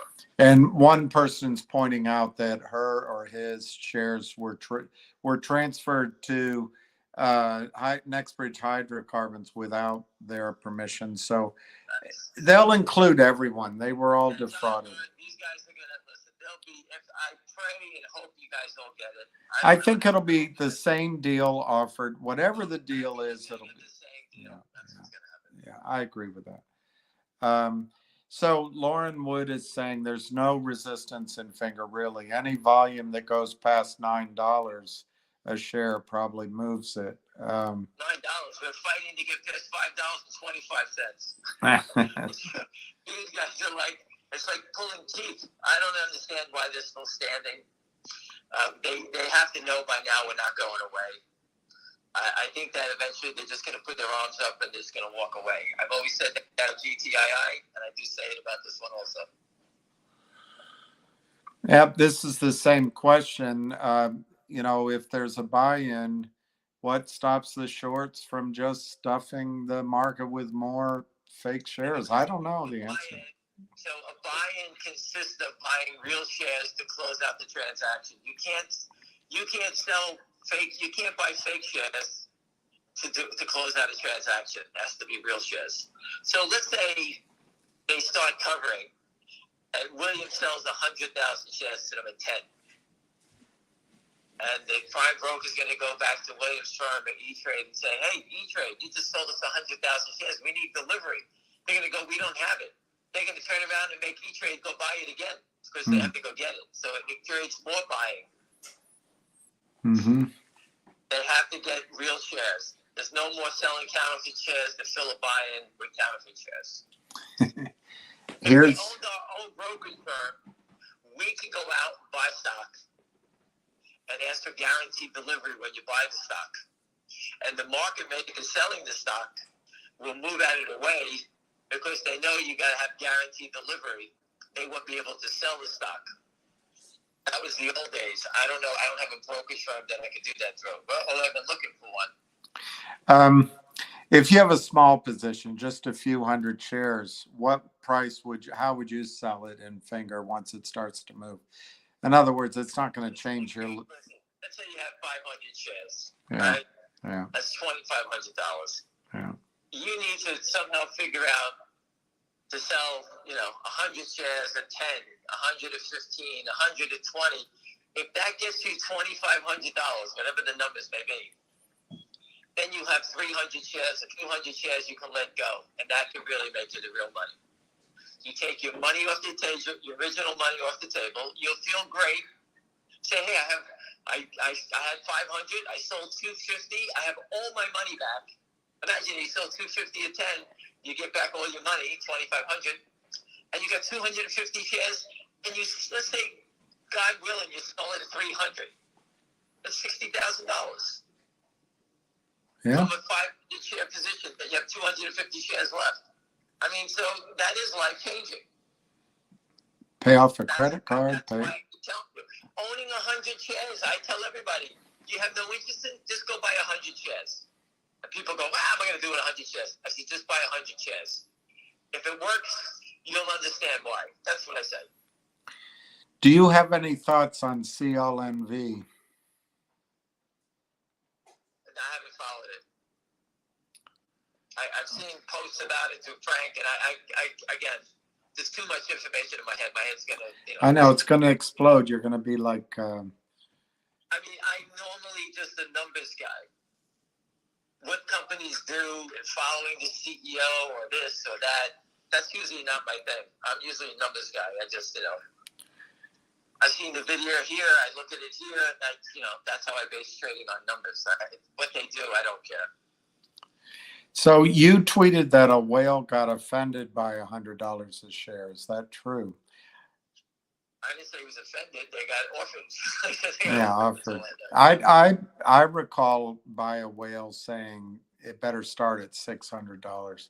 But anyway, that was a year ago. When someone bids $100 for your shares, there are people out here that are losing their homes. That poor gentleman, his daughter tried to commit suicide. She ran away. Not everybody's going to say no to $100. So get it in your head. If my family and I needed the money, someone wanted to give me $100 for something I paid $5 for, you can take a walk. I'm selling my shares, and I don't give a shit what you say. So everyone's got to look at this situation and that stock. Hopefully, you all get the same price. But again, I think Wall Street's going to try to break everybody apart and try to pick people off who are suffering. That's what I think they're going to do. That's Wall Street, by the way. We don't want to count our chickens, but after GTI and Finger, do you think there'll be other stocks that we can gang up on? I said it 1,000 times. I want to end this by finding a company that can actually save people's lives. And that's the way I would love to end this and say, okay, guys, you made money, 1, 2. The third one, we're going to help a company that's trying to work on a cure for this or cure for that. Tell me you wouldn't feel good about that.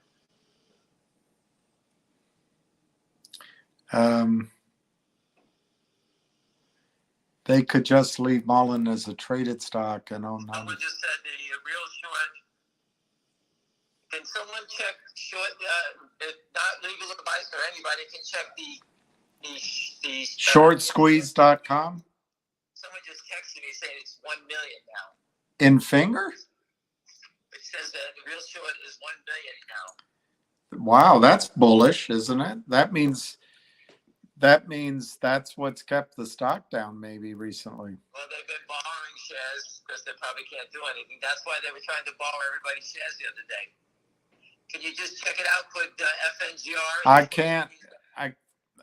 I can try, but I'm going to knock my phone over. Hang on. Oh, listen, anybody online can do that? Yeah. What's? Let me look. All right. Hang on. Relax, everyone. Relax, everyone. I'll do it. It's just a nerve-shattering experience for me, so. Shortsqueeze.com. we'll put in finger. And we got the short quote. Wow, 1,540,000 shares are short. Are you kidding me? The increase is 253%. It's up from 435,000. To 1,540,000. Wow, that's over $1.1 million we shorted. And it says here the shares in the float are 26,740,000. And it says I'm trying to see what the percentage that you always read. Owned by insiders, 52%. It doesn't give you how many days to cover. Oh, here it is. Days to cover, 1.6. Yeah, 1.6 million. Right. They're going to cover it in 1.6 days. Yeah, right. But they stop selling, and there's only buyers. The stock will be trading 200,000. The stock will be up. It'll be up 16 days in a row trying to cover that. So there you guys go. You got great news. They pressed their bet. They shorted it, held it down here, and now the short interest is jumping. So for all the bozos, with that idiot who posted the other day, the cookie guy for Scotty, there's no shorting it. Yeah, now it's 1.6 billion, you jerk. Oh, no one's a jerk here. Just me. Everyone else is me. Scotty or Tony, whatever those guys are. I don't know. So CEI hired Share Intel. I didn't know that. That's good. It's a little delayed. I told that guy to do it a year ago. Lots of questions. Does Ham? Oh, it keeps coming up. Yeah, there'll be other stocks we look at. Halloween is coming up.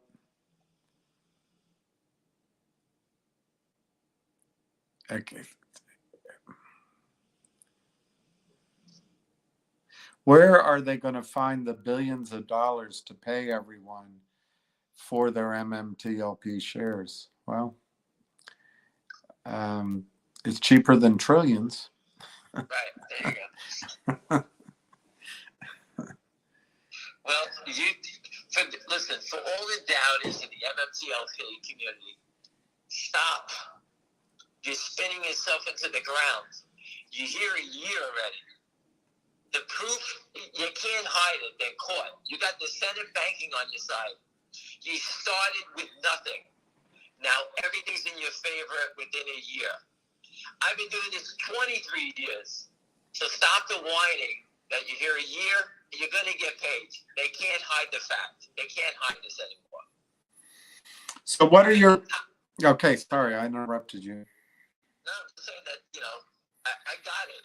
Stop thinking about it. Wait till something happens. We put the story up that something is moving. We talked about the Senate banking. They already asked the question to the SEC. The SEC's under fire from this. This shit's going to hit the fan. Where do they get the money from? What do you care where it comes from? Yeah, and remember, if Wells Fargo has to pay out and you're at Merrill Lynch, the money's still in the system. It's just at Merrill Lynch, not at Wells Fargo. So how did people win tobacco settlements, right? They paid billions of dollars, right, to these tobacco, these settlements. The money comes from somewhere. Relax, don't worry about it. Yeah. Your job is contact political people, tell your story, hang up the phone, call the SEC, take 10 minutes a day, then go back to work.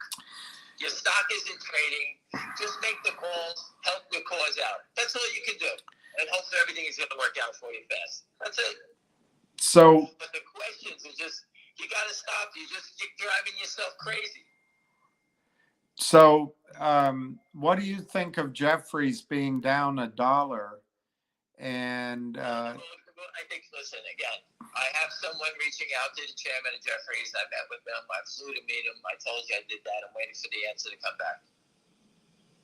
I told you, when finger goes past 10, I think Jeffries is going to be a great short, and there's plenty of puts. And if we're right and Jeffries takes the beating, they'll be out of business and they'll be the next Credit Suisse. That's what I think. I don't know where this information came from, but I like it if it's true. The guy who worked at Univest said we'd see large volume pre-market and double in price at the open. Maybe. I don't know where you get that information. What are the odds of Kodak squeezing if the market collapses? I'm going back to DC. I'm going to sit down with Elise and pound her in the head again. I just don't understand it.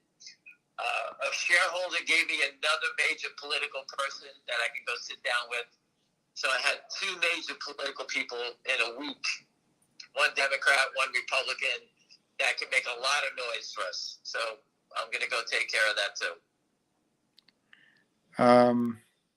All right, what's this? I read that JP Morgan paid $75 million fine. Oh, that's for Jeffrey Epstein. I don't think we need to talk about that. I don't care about that.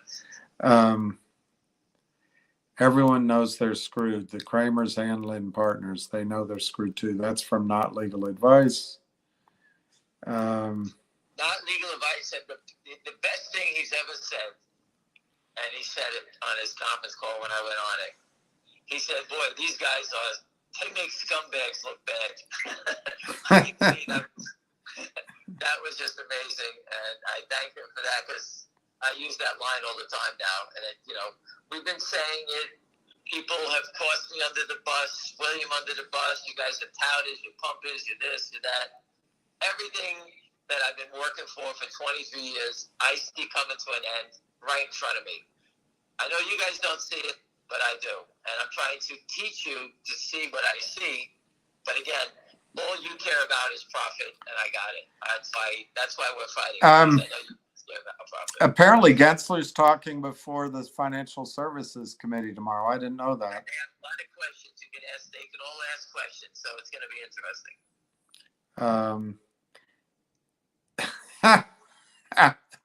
This is a tough question for you. If you had the choice of FSU winning a championship or knowing the top of the finger squeeze, which would you choose? That's true, but you know what? I lived through the Florida State Championships already, 3 of them, and they never gave me the trophy, so I'll stick with the FSU, with the finger motion top.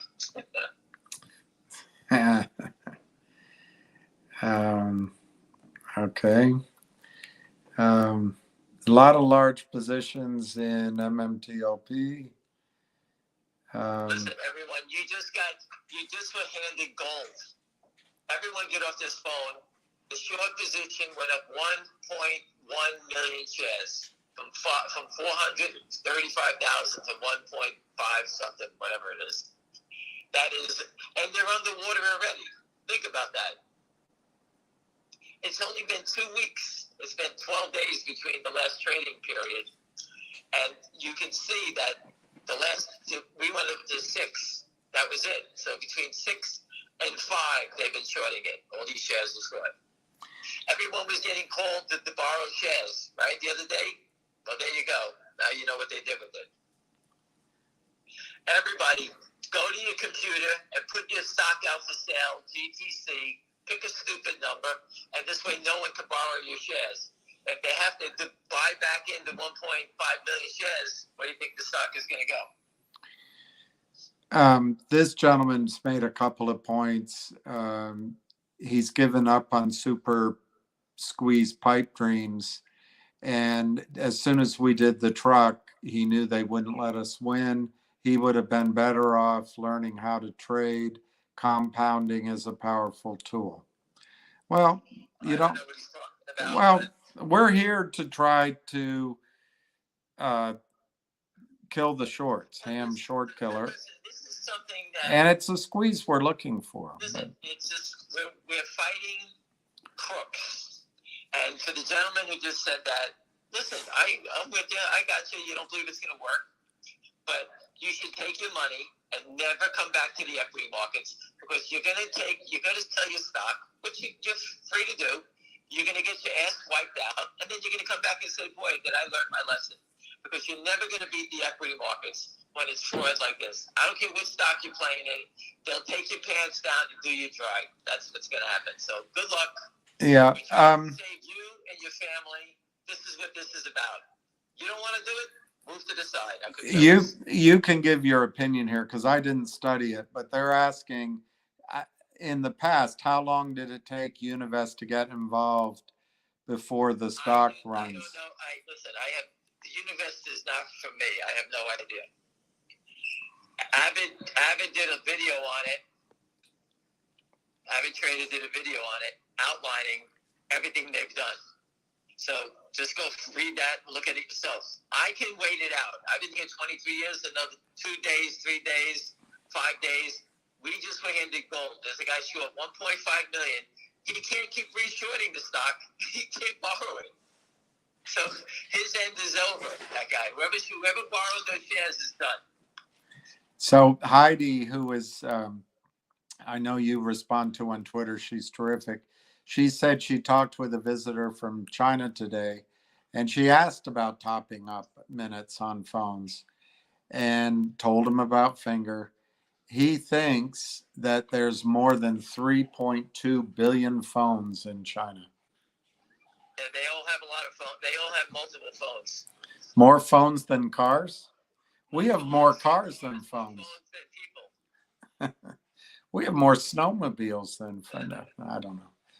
Used to be. Listen, again, the company's doing what they have to do. Just go watch the CEO, educate yourself on that stuff. Listen, people, you got to do a little work yourself. The short squeeze number, which I've been putting up, is due today, came out. It's earth-shattering, positive for us that some idiot is now short 1.1 million. Okay? At 1.5 billion. They're pressing their bet. They think that Univest, maybe it's tied to the Univest, but they think they're gonna get the cover on a secondary, right? So they're gonna have to buy back those shares. So we're in a good spot. This guy says Gary Gensler is going to dress like a cop for Halloween. Well, listen, everybody, I'm going to Dairy Queen to get my ice cream, so I'm done for the night. All right. I'm excited about the short squeeze number. I think it's fantastic. MMTL people, tomorrow is a big day for you guys. Go watch the hearings. You got the standard banking on your side. You guys are helping everybody here. And if you don't believe that a short squeeze can happen, then you're in the wrong stock. Go someplace else. Yeah, that's right. So thank you very much. Everyone appreciates it. No problem. And enjoy your ice cream. All right. Have a good night. All right. Bye. All right.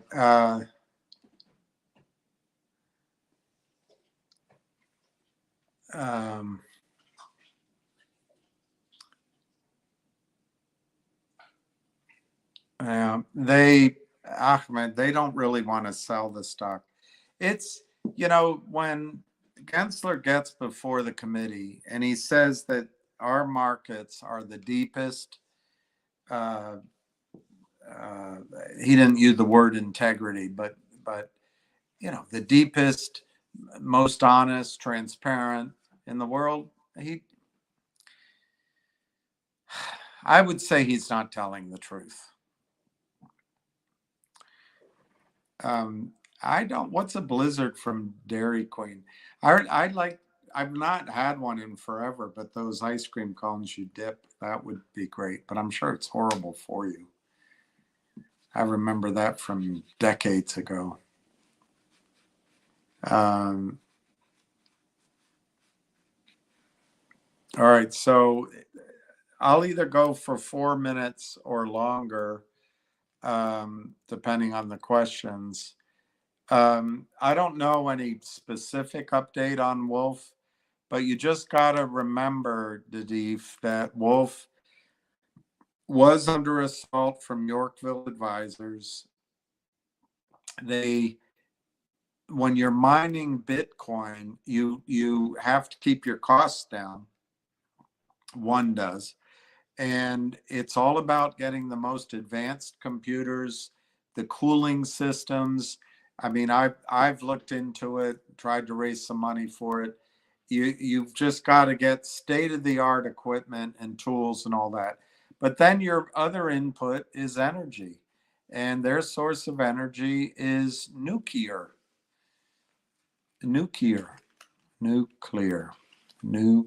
power. But I don't know much more than that. If the Fed can print, of course.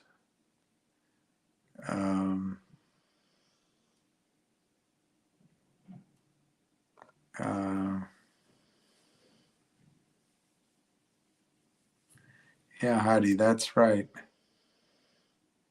And it's everybody in the community working. I mean, I know there's some disagreements, but it's all the cause, all the effort.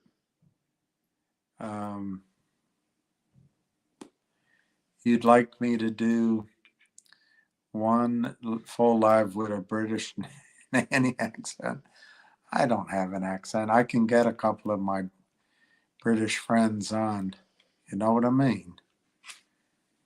You know what I mean?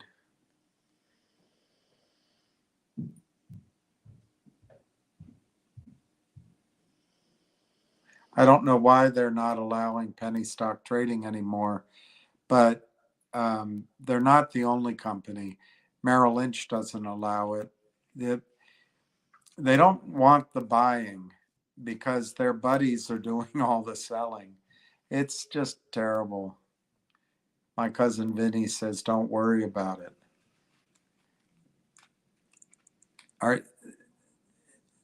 Are your grits in the whole grit eating world? You can cook your grits in 2 minutes.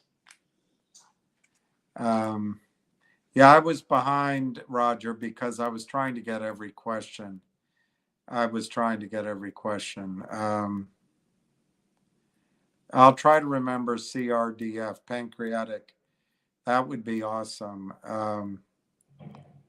Good night. Good night. Hey, Jenny L. Everyone asks about you, Jenny. I hope you're doing well, and I hope I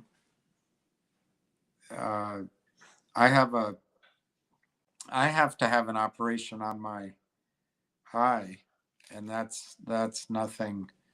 That's nothing. It's scary for me, but it's not a big deal.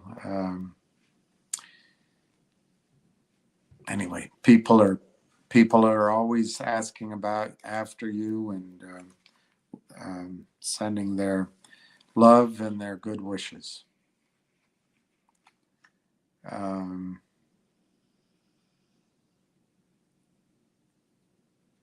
Any confirmed sources on the $100? $100.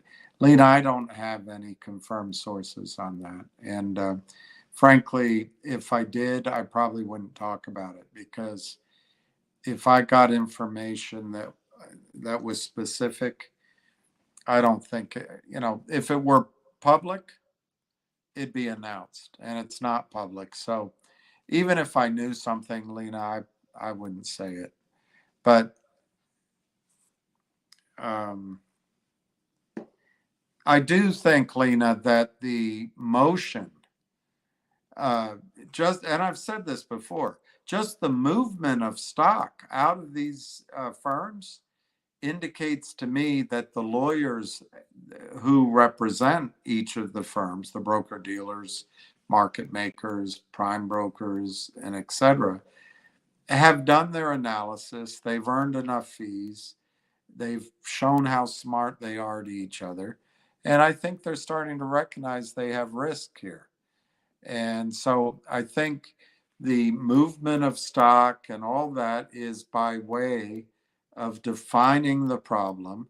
And next up is settling. And there's only two ways to settle it. One is through the legal system forever, and the other is through the financial system. But it's the legal system and the political system which are putting pressure on the financial system that, pal, you've got a problem here. And then next bridges continue. Oil's $100 a barrel. So the urge to protect their franchise and protect their assets is going to kick in, and let's just solve this. And remember, whatever they settle, they can write off against their taxes. They've had a good year this year. Um, you know,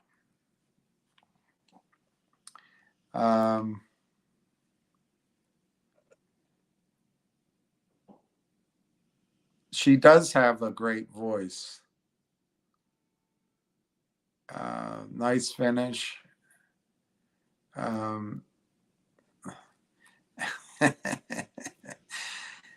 Jenny, it's only because I'm a fraidy cat. I'm going to be courageous about it.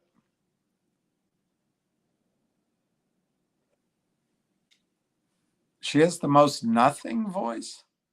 Soothing, you must mean.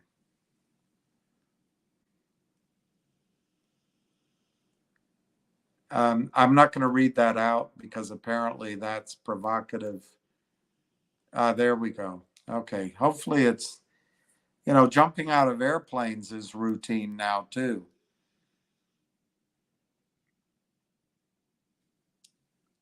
That's pretty funny. That's pretty funny. So Lena,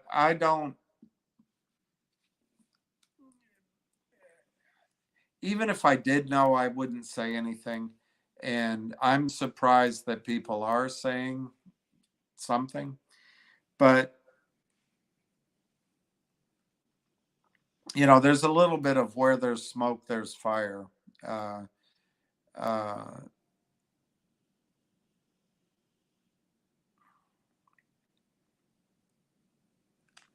I don't know. I'm Lena. I'm thinking as I'm answering. I don't think $100 is the right number. I think $1,000 is the correct number. And you could debate, when you make a deal, everybody walks from the table feeling like, well, I didn't get all I wanted. But I just really don't think $100 is the right number. I think it's way too low. So I don't know where it comes from. So let's see what Jenny Rebecca says. The two Utes.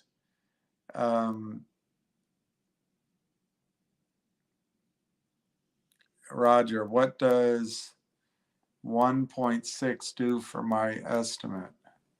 Now I'm all confused. I don't know what the 1.6 means. 1.6. I'm confused, Roger. Sorry. There's something. I don't know, Roger, I don't know what 1.6 means. And I must have said it, so you're probably shaking your head, but I don't know what it means. It's great to see Jenny here because she's going to nag, nag, nag.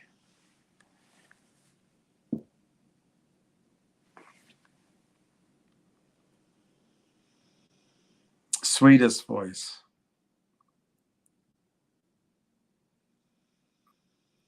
Jenny Rebecca, 4 days old. What is the film? Sorry. I'm not going to read that out.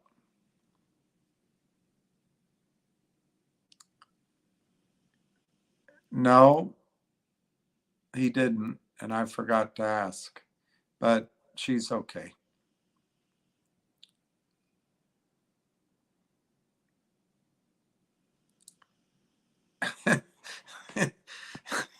Lena, people will talk. Well, it would be, I don't know, is it the Senate committee tomorrow? That's great news because Senator Crapo will have 5 more minutes. Would you say Finger hits ARCA's targets of 768 to 992? I don't know if those are his targets. I know he had a target of he told me 0.03 cents too. So I know when he does these, he does these, I don't have the vocabulary, but he does this mathematical, theoretical spreads. You get big numbers. But Saggy, I think in a squeeze, if you add in a squeeze, I think Finger can go to $1,000, $1,500. That 992 is a little Fibonacci-ish. I think it's 997 if I remember correctly. And yeah, I think those numbers can happen in a squeeze, in a bunch, in a bunch. Hey, Pecos Bill, thank you. I hope everything's well with you. Um, uh, Lucky's doing a lot better, much, much better. I know he's in his end times, but I'm not sure he sees very well, and I'm not sure he hears very well, and he doesn't walk very well. But he has all this enthusiasm. He still gets a lot of joy out of meeting people and treats and smelling everything. So yeah, he's doing all right. I'm trying to do better in life too, but I look forward, Pecos Bill, to opening an account at Happy Bank and coming down someday. Although it's taken over, isn't it? It's not the same story it used to be. I'm having a hard time reading the small print, so I'm putting a lot of these up so I can read. I would like to get more than 100 because of all the pain and suffering. Well, Joseph Perezzi, my opinion, and Pecos Bill would probably, I'm not going to speak for him, but he would probably emphasize that I'm glossing over some of the risks in the project at the Oro Grande. And I will readily admit, I've never seen an engineering report. And that's really the starting basis for evaluation.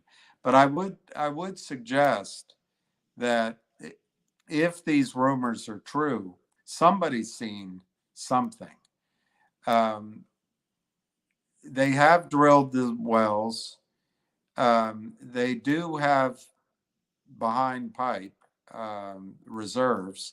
They're not producing them maybe because they don't want to have the flush production at a time that the contract's written one way or the other, or maybe it's this university lands has some restrict. I don't know the answer, but they're holding a lot of potential production behind pipe. There's a lot of infrastructure to be built. There's probably water to be disposed of. There's takeaway, which is the same as infrastructure. But my point is that once they start producing, you want to be able to sell it. And so there's a lot of things that maybe I'm not factoring in when I do my calculations. It's called you've got to calculate the finding cost of the oil per barrel. You've got to cost the lifting cost of the oil, and then there's these other ancillary costs and transportation. You got to figure out what your net is, but it's a lot like filling a aircraft carrier. The profit comes at the front of the plane, and the profit comes in oil and gas as it gets above the sort of all-in cost, the finding and lifting cost, the G&A, and then the taxes. Anyway, I'm not an accountant, but you line it all up. But as oil gets to $100 a barrel, it gets pretty pounceable. So um, Joseph, what I'm trying to say to you, just to cut to the bottom line, I have a very high number because I think what is owed to you is either the shares, which I took for one of my accounts, um, on a 1-for-1 basis. So I have Nextbridge shares, which I'm happy with. My other account, I don't. I still have MMTLP. But in the case of MMTLP, they owe you one non-diluted share. In my opinion, the value of one non-diluted share. And my value is pretty high. And I agree. So let me just finish by saying, Joseph, I wouldn't be surprised if in my solution, which is NextBridge becomes the shock absorber and the system causes NextBridge to issue shares at a very high price, really high price, and turns NextBridge into one of the premier independents in the world. I think part of that settlement should be a cash payout to everyone. And I wouldn't, in my view, that's the number for the cash payout after you get your value of your shares. So I know I'm probably pretty high in my expectations, but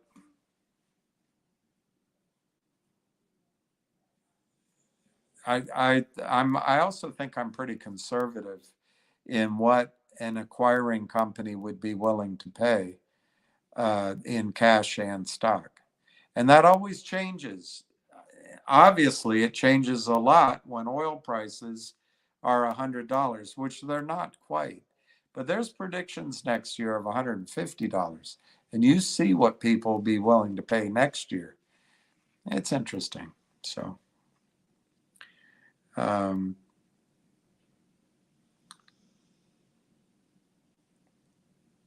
Oh, 1.6 million shorts. Yeah, yeah. What that changes, Roger, for me and Finger, what it changes for me, couple of things. I think they used the real short to help suppress the price. So that helps explain how they were able to keep, particularly probably on Friday last month, Thursday and Friday when the options expired. I really did not expect them, as some of you know, I didn't think they would be able to get the price back to $6. And it even went under that briefly. I think that was the real short doing that. That's one thing. Secondly, the reason the stock stays down is they're trying to get those shorts out of that dilemma by and I won't bore everybody, but by moving the stock from LLC, the unsettled trades from LLC to LLC, and that might be going on. But to me, Roger, that 1.6 million shares short, if the Finger, let's say, went to 9 or 15, I don't know the tipping point. But if they just covered the 1.6 million shares and they weren't selling, they have a mandate to buy regardless, and they're not. There's no selling allowed anymore of fake shares. Those two and you can see $10 or $15 added onto the stock of the price, the share price of the stock, just for covering that. I think it's big news. Jetty's nagging me. Is anything happening tomorrow? The birds will sing, the sun will come up, and hopefully there'll be coffee brewing and you'll hear a nice song. All right, Jenny, I'll get off. Nag. Does the higher number of shorts affect your target price and Finger? No. I mean,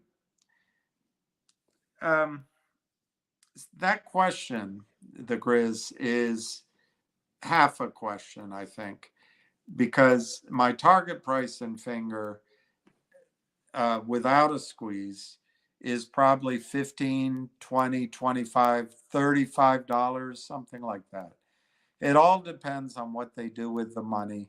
I think finger, if it's were to squeeze, would settle down in that range. 50, I know it's a wide range, but depending on how much they raise, what they do with the money, I think they're going to have a killer, in a good way, third quarter earnings.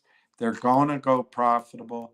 I think Finger can settle in as a $15 to $35 stock, and we'll get to know what the number is over the long run, and maybe higher, by the way.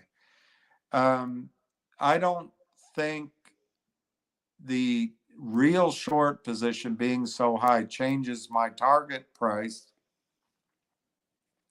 in a squeeze. But what it might affect is how quickly the whole thing topples, because these real shorts, whoever's issued the real shares, that firm, they're not going to carry. I'll give you my guess. I'm going to guess that the requirement to hold those shorts is at least $10 a share. At least. It might be higher. So if the stock gets over 10, and as it's going up, they're going to expand the requirement, whoever's got that short position won't be able to carry it. It's a real short. It means it's really being followed. And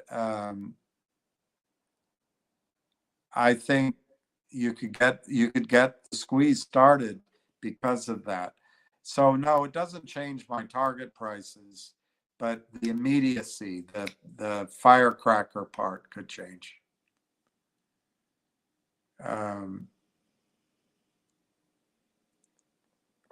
Joe, nothing's going to change until people start going to jail. Well, Joseph, I think you could make that singular. I think they could arrest one player, refer them to the DOJ, and put one player in jail, and it would stop it all. It would stop it all. But Gary Gensler's not a cop on the beat. He's as someone said here, but I said it before too. He's a cop on the take, I think.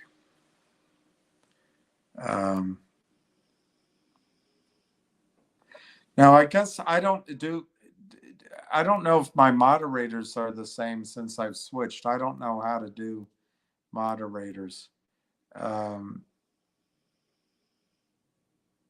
Yeah, he is, Pecos Bill. He is enjoying life, and he's sleeping a lot. And now, not to say too much, I don't let him go downstairs and he knows not to, because I think he's afraid. So now I put pillows out on the living room floor, and I actually sleep on, put sheets and covers, and I sleep on the floor next to him, and he likes that. I know. I remember you have an account at Happy Bake. I want to get one there. I know it's Centennial. It is? All right. I'm going down there. I wonder if the lawyers that my friend used would be the same lawyers you use. They're in that little town. What hotel did I stay at? Anyway, we'll talk about it when it's there. Here, Pecos Bill and Nextbridge are not producing, because as long as they're discovery appraisal wells, they're on the books as liabilities. Oh, I see. I see. So if you start producing, it becomes an asset, and all of a sudden there's taxes, and then you've got to be paying your royalties too, and you have all the permits. You probably have obviously water disposal. That makes a lot of sense. So as long as they're proving up the play, proving the science, developing it, they don't, that makes sense.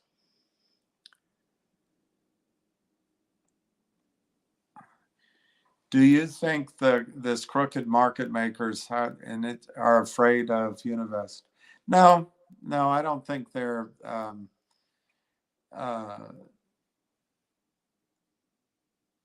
I don't think anything makes the market makers afraid, because they just take the order. It's off their books.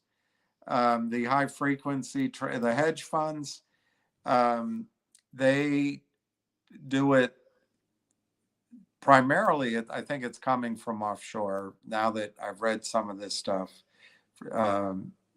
But they do it in LLCs, so they'll just walk away. So they're not afraid of that.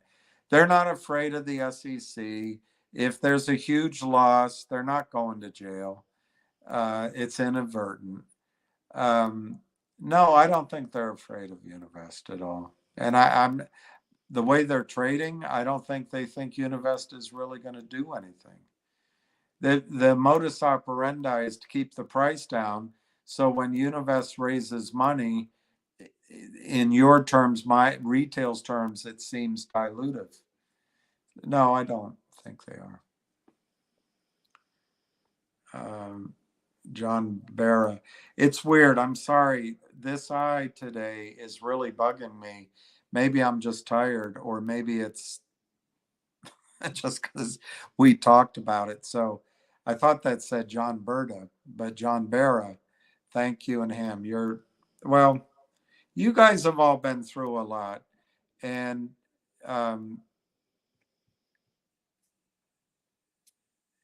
I think about it every single day. And for those of you who are not offended, I often pray about it. I try to keep my ego out of this, which doesn't always work. I try to keep any personal agenda out of this. I legitimately, John, want to try to help. And my goal that would make me,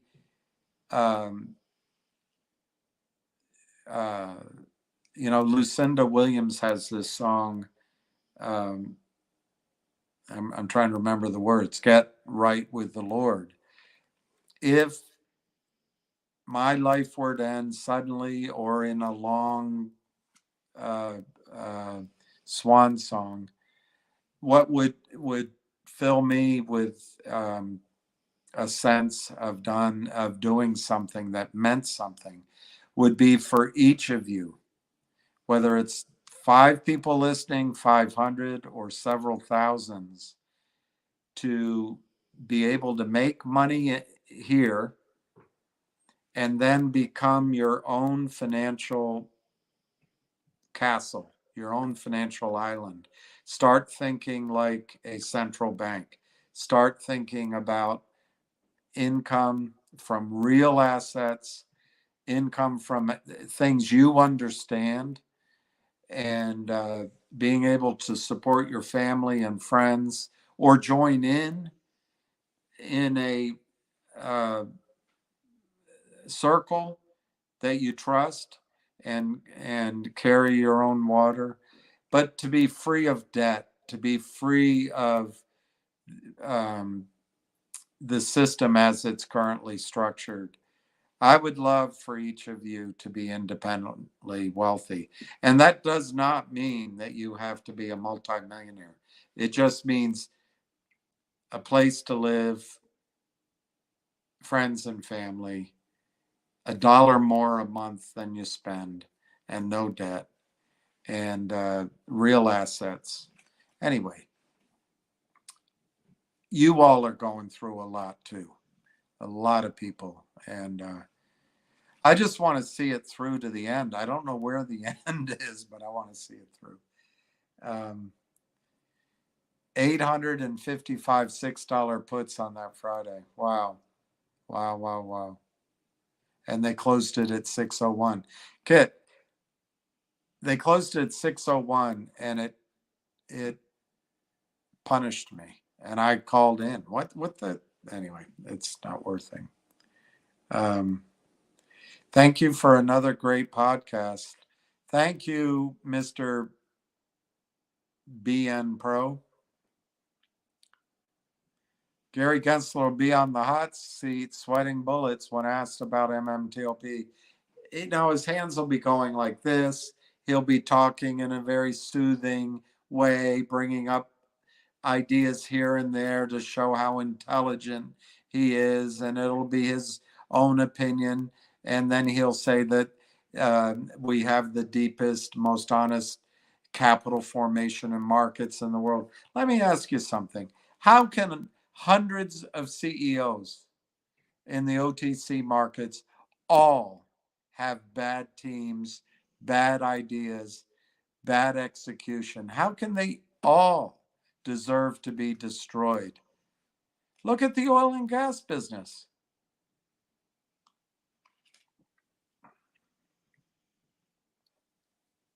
What will it take for NBH to be an actual interest for sale? We'll see what Pecos says, but I would point out that as long as this is all of this is unsettled, I don't think you'll ever effect a sale. So,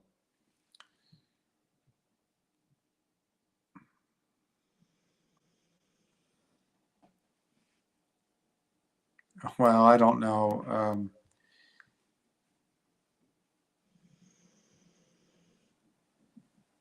Okay, well, I hope that happens. I hope you get $5 or $10.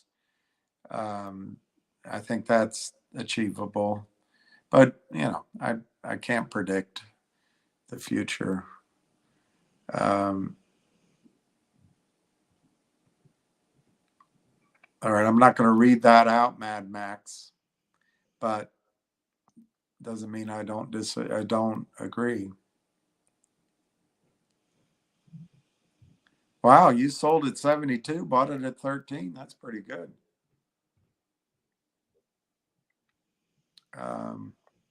Yeah, I have that link. I just got it today from a friend. All right, the Grizz. How did Finger get all those awesome government contracts? I don't know, and I don't know if they're strictly government, but they go through the telecoms, which in a society like China is probably, it might be government. But they've been there 8 years or 9 years, 10 years, and I had a boss that used to say to me, and I used to think, I was so cocksure, I don't know, but he'd say, smoke on a cigarette. He'd say, Billy, always do what you say you're going to do. And I'm not always good at that. But eventually that really struck me as very good advice. And I think that's what Finger's done. They've always done what they said they would do when they got into these relationships with the big telecoms and the remainder. And so I think they have the trust of both business and government in China.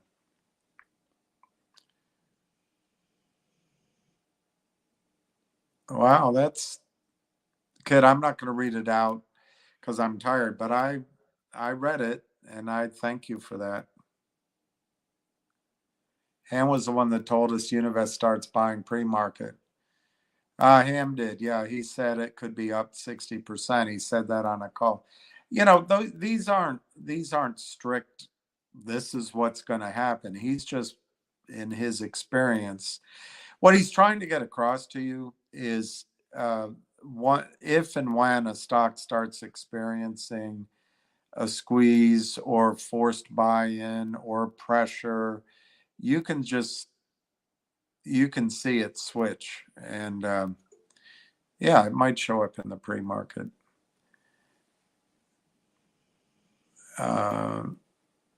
Thank you, Social Watch Only. I'm having a hard time reading. So,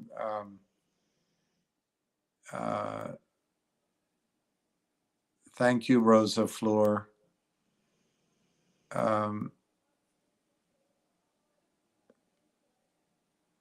Oh, the trolls said yesterday. All right.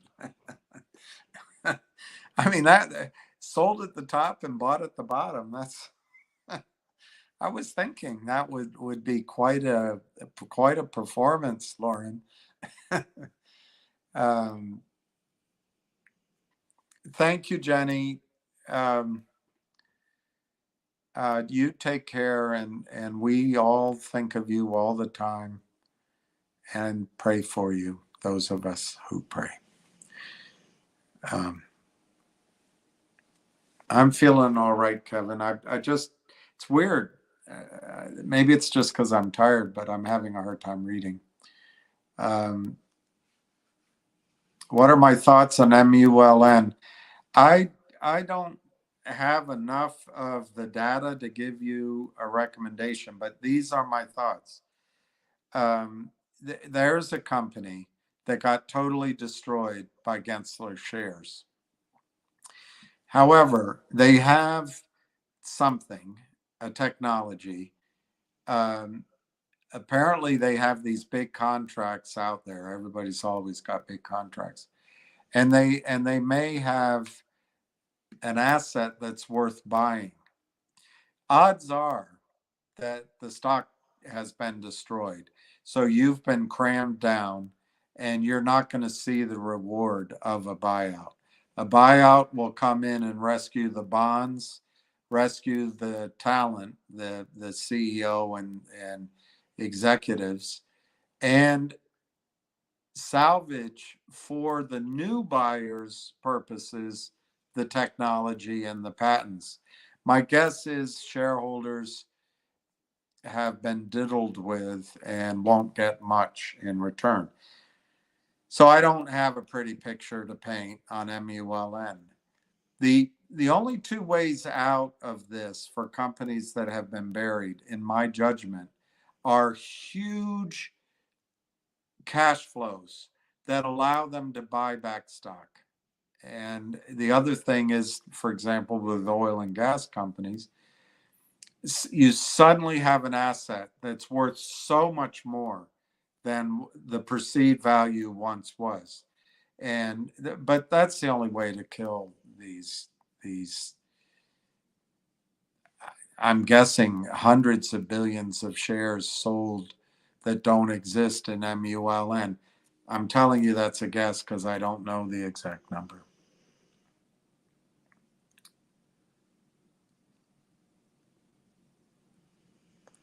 What will I sell MMTLP for? Um, I don't know the answer. You know, if someone calls me and says, "This is our offer. If you don't take it, we're not going to make another offer." If it's kind of a fill or kill, that would be a difficult choice, perhaps. Um, where they're going to get us is none of us can afford the lawsuit unless we stay together. But, Rich, if you take the deal, they're going to, in my judgment, they're going to ask for a release. So to me, what price is worth signing that release? And my number is pretty high. Um, but you know, if they said to me, "We'll give you X, and as soon as you sign this, the money's transferred," and I have another idea in mind, like I could go drill one of my own wells. Um, I don't know. There's a lot that goes into the decision, but I don't think 100's the number. Um,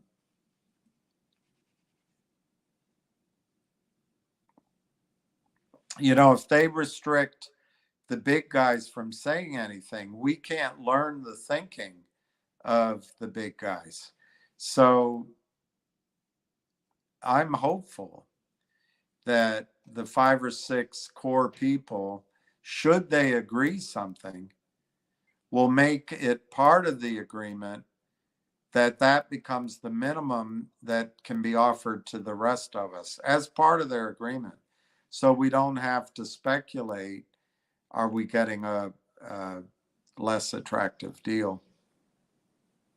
I don't know. It's tricky. It's tricky because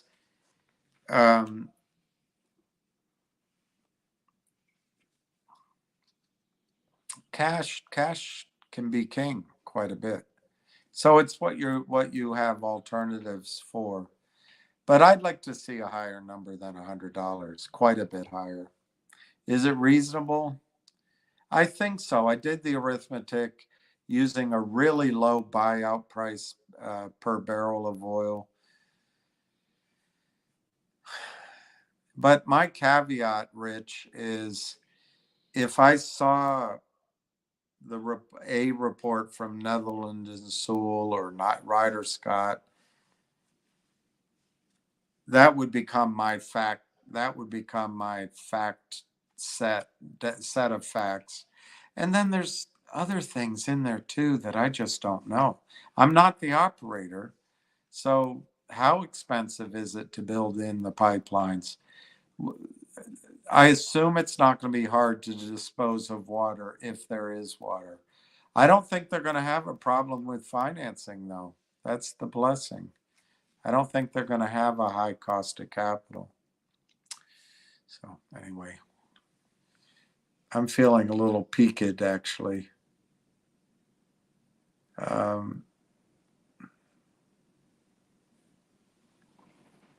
Well, we have some strengths. They now own 100% of the project. They made that deal.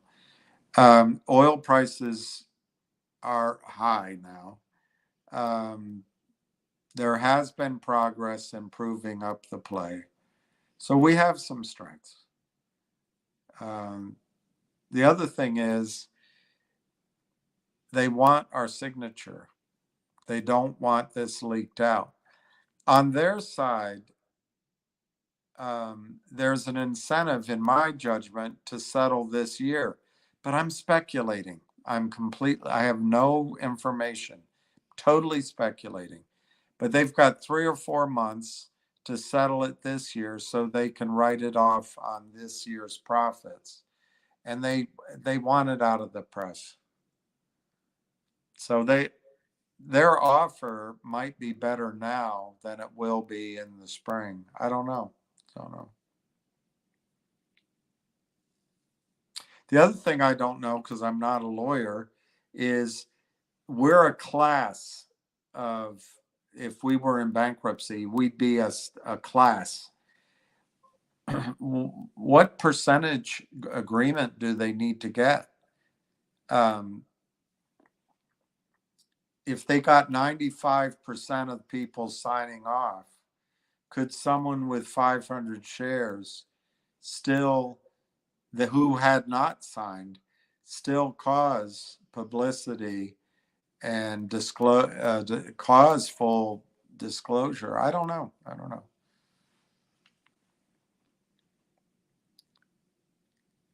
All right, I'm going to quit soon because I don't know why I'm feeling so heady. I feel if we don't get at least 450, we were completely robbed. Well, that might be true. I like that number.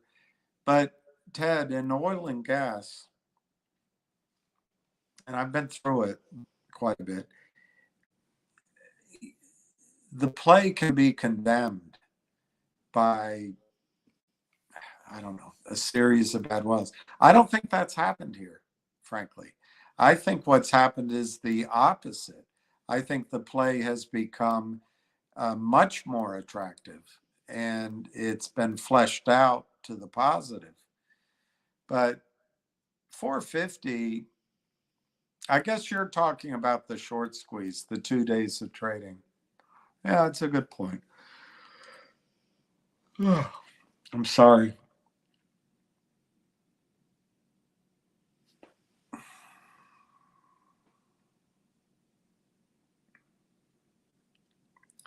When do I think we get an answer on MMTLP? I don't know the answer on that. My thinking has been, um, for me personally, I couldn't get my shares issued to me. It just wasn't happening.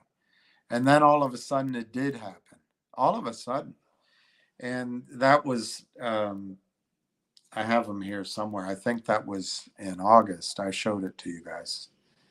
Maybe August 13th, something like that. So just me putting two and two together, I think the movement of the shares is implying that they're getting close to settling. Remember, or partial, there's 105 broker dealers.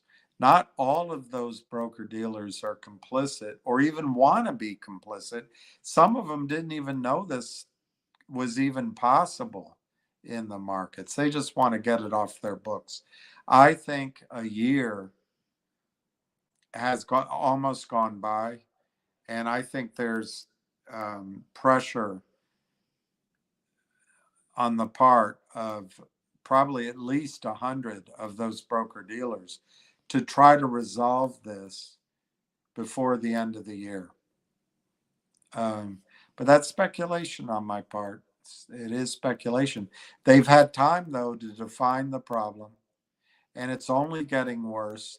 The native instinct on Wall Street, once it goes in the error account, close the error.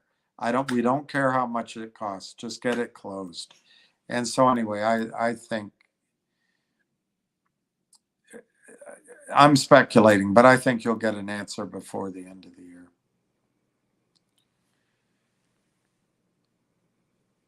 I don't know. I don't know how you can do that.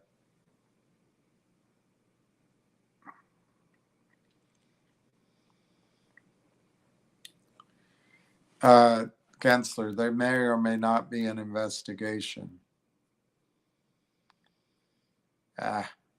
He's a dissembler. He's a useless. You know, he's not the solution. He's part of the problem. So, oh, here, Pecos Bill, yay! If oil stays above $85, with a good forecast for further upside, the interest in NextBridge assets will be as high as it's ever been. See? Of course, that doesn't mean it's as high as I think.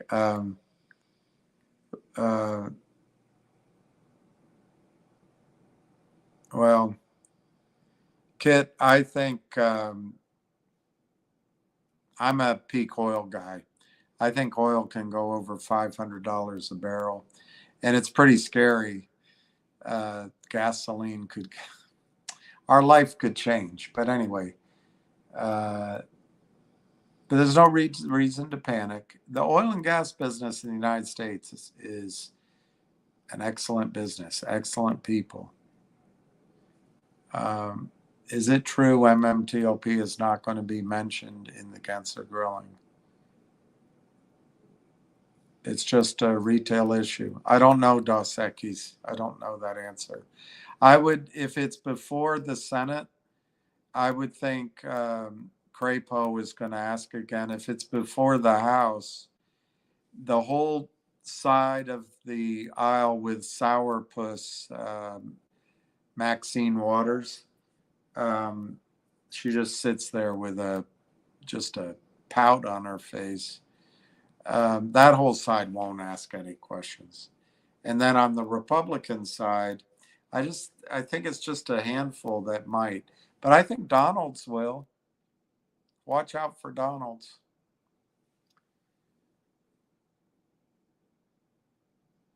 Tony Market moves. Tony Market moves. NextBridge value one. Could be. I don't know about the high end. I agree with the low end of that.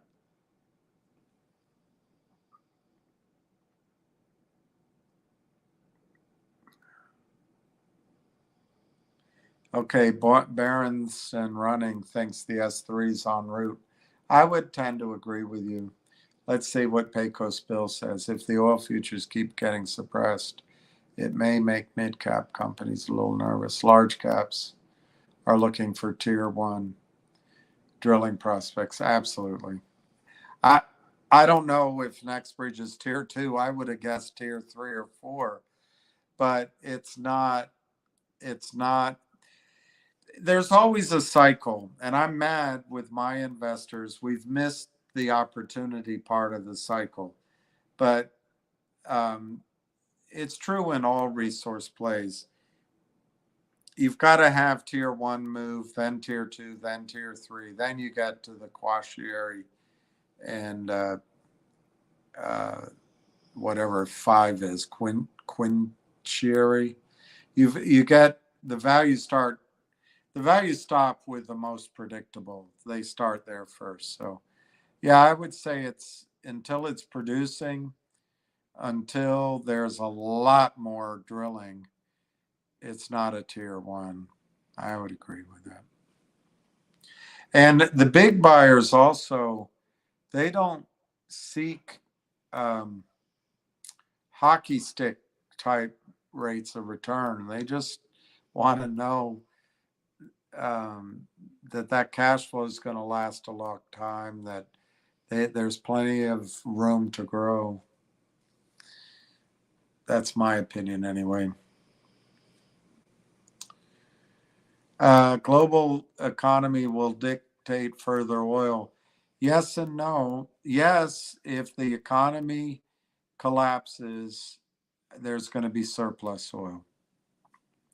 If oil prices go to 150 or $200 a barrel, that could collapse the bond market, and that could put us in a depression, possibly a really severe one, and that will reduce demand for oil. On the other hand, there are parts of the world where their economies are growing. They've built highways, they've built infrastructure. China comes to mind, all ready for driving, and they have a middle class who are 3 times our size. So if China ever gets to the number of automobiles that we take for granted, for example, or Mexico, demand for oil can still be really strong. In the face of high demand for oil, can be collapsed production. It's been so long since I've studied it. I think Russia still has some room, maybe. Iraq, the UAE, and Libya. And that's about it. I don't know. Maybe the west coast of Africa. There aren't many places. The Permian was one of them. I don't know if it still is, but there are not many places where they can turn the tap and bring on more oil. And in the face of this, Saudi Arabia is embarking on just an enormous, which I kind of am really intrigued by, and it's interesting to watch. The new crown prince wants to build a new economy in Saudi Arabia, and I'm all for it. I think it's great, but I wonder if the Garwar field in particular has much more to give up. They've been water flooding that field for a long time, and obviously they have all the data, but it would just take one country to suddenly have a sharp drop off in inexpensive oil. Inexpensive oil. A lot of the oil we drill in the United States, it takes 1 barrel of oil to find 4. even 1 barrel to find 2. When it gets to 1 barrel to find 1 barrel, the rest of the oil will stay in the ground.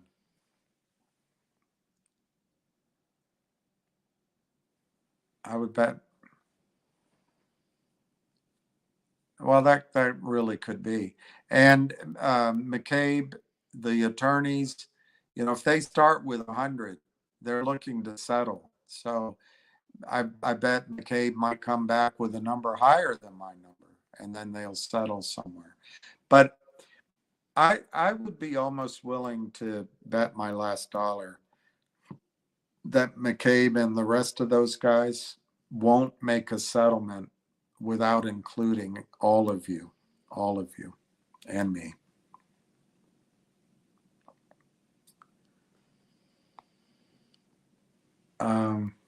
Okay, here's Pecos Bill. High oil will be a good long term as it indicates overall economic growth. But the short term ass kicking will deliver to the middle class. It'll be brutal. Absolutely, Pecos Bill. High oil prices are high, and let's just be specific. High gasoline prices are going to shake up the United States of America. Properties that are an hour away from work are going to become less valuable. I wonder if the Amazon model will even work when gasoline costs $35 a gallon. $35 a gallon. That's just something to think about as an exercise. I used to tell people to do it. Of course, I was wrong by at least a decade. But just next time you fill up your gas tank and it says $85 at $4 a gallon.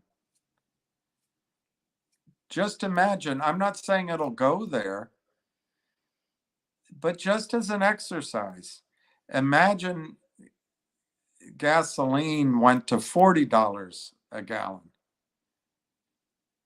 That $80 is $800.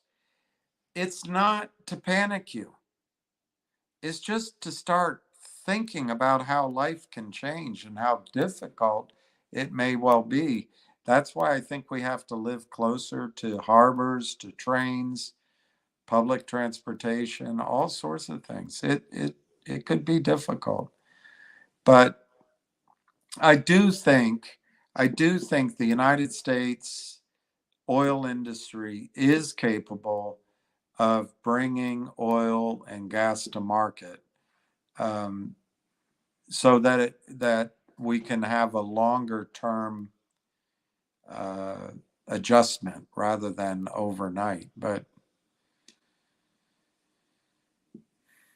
I left out the one thing: war. War could change everything. How many shares should a person sell at a time? I guess it depends on how many shares you own. Remember, when you sell a share, that's probably the last time you're going to own it. So if Finger runs and you sell everything at $10, you have to just let go of the rest of it. Just don't worry about it. I would tend to look at the bid. If you don't have GTCs in, which I think you should have your orders in. As it spikes, it'll sell without you having to do anything. But if you get in a situation where you're following the market, I'd look at the bid. And if the bid's large, sell as much as you can.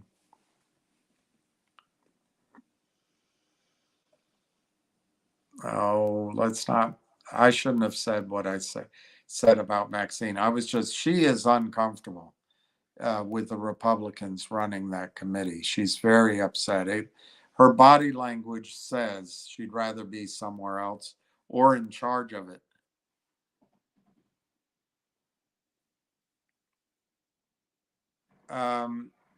Steve on Guinness, we may be thankful that some of these leases have been held back because we may need that oil in the future. But this idea that we can drill our way out of what's coming may or may not be true. It just may or may not be true.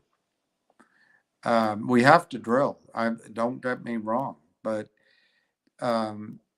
it's been a long time since, believe it or not, even with the old technology, people found the anticlines. They found them, and there aren't many more to find.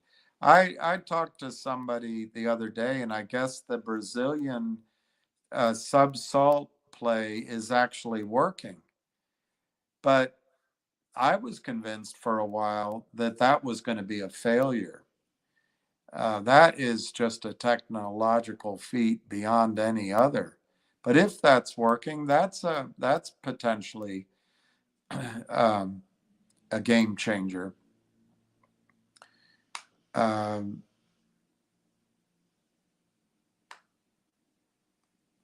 but it's the decline curves. It's the decline curves. I think the current administration and the last, the Obama, and then how people are being taught in school. The climate change is a massive issue, and most oil men don't agree with me. I'm petrified by climate change. But the answer probably isn't restriction of oil and gas. As human beings, we're going to burn natural gas, we're going to burn the oil. I actually think the biggest change we could make is leaving the remaining coal in the ground. Coal gets up in the atmosphere and hangs around as a heat trapping gas for 250 years. So a lot of the carbon dioxide in the atmosphere comes from the Industrial Revolution. Methane has a much shorter life. Anyway, it's too long a topic. It's too long a topic.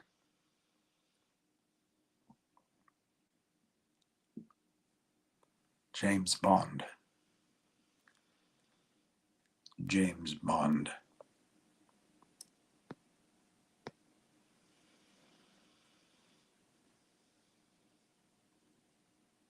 I think you could get a red. Look, I'm optimistic. I'm becoming more and more optimistic that there will be offers on MMTLP. I also think whatever they do has to be fair to everyone. And the great thing is you have advocates with a lot of power that I don't think are going to screw you.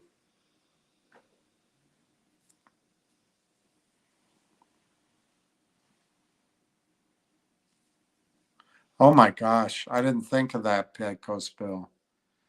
The plastics business, the plastics. I didn't think of that.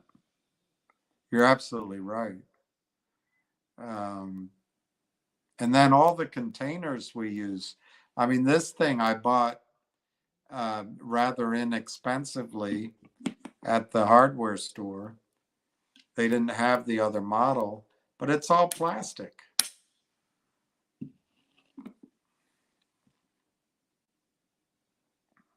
Oh my gosh, $6 a gallon in California. Well, it's frightening. What's odd when you read about climate change, when you read about peak oil, which I did both, they're both pretty frightening. But it just means we have to adapt. It means we have to adapt, and we can. 120 to fill up. Wow. Yeah, Canada has a lot of oil, but so does Venezuela. But we're going to face, as a world, we're going to face, do we destroy the boreal forests of Canada for the oil? And my prediction is yes, we will, because there's been nothing. That much gasoline has more convenience and more power than anything we've ever discovered. So yeah, I think we will burn it.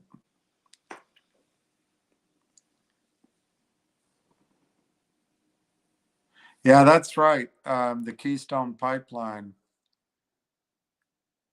I agree with that, Pecos Bill.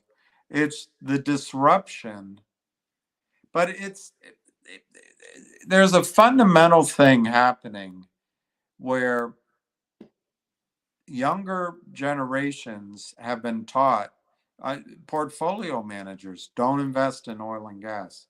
A friend of mine from London said, Bill, if you know any private companies that have a future that want to be bought, bring them to me.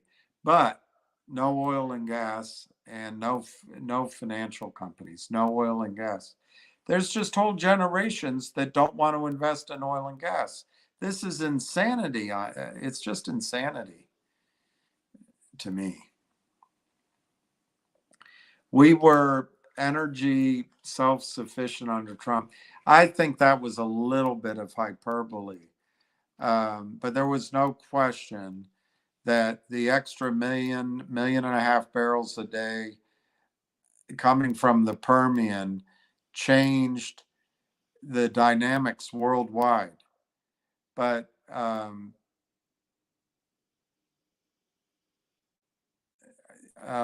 Pecos Bill would know more than I do. We didn't have the refineries to refine that oil, is my understanding. So it did get on the international markets. That's my understanding. I could be wrong, but oil is fungible. It moves around. So there was. You're right. That may have given the illusion of energy sufficiency, but we still imported, and it's been so long since I knew the numbers, but I think we still imported 20 million barrels of oil a day. And I would bet that's how much we import to this day. If I'm wrong, maybe it's 15 million we import and we consume 17, but we still import the majority of the oil that we use. I kind of forgot about my MMTLP. Is the right move to transfer to AST? I think so, but I'm an oil guy. I think it's safer to be there. I think the long-term potential at Nextbridge is great. Any bump up in value is tax-free. I don't know how a settlement is treated. Fundamentally, Chuck, once the 165 million shares is allocated, the rest don't exist. And so that's an issue, and that could take time. Personally, I'd rather have the safety of knowing I have my shares, but I have it. That's one account. My other account, I still have MMTLP. I think the risk of being at AST is you don't get a cash offer. But I also think it's quite possible whatever is offered to MMTLP will be offered on the Nextbridge side. We just don't know. But you've got lawyers duking it out, and they're going to want an even-handedness in return for signatures.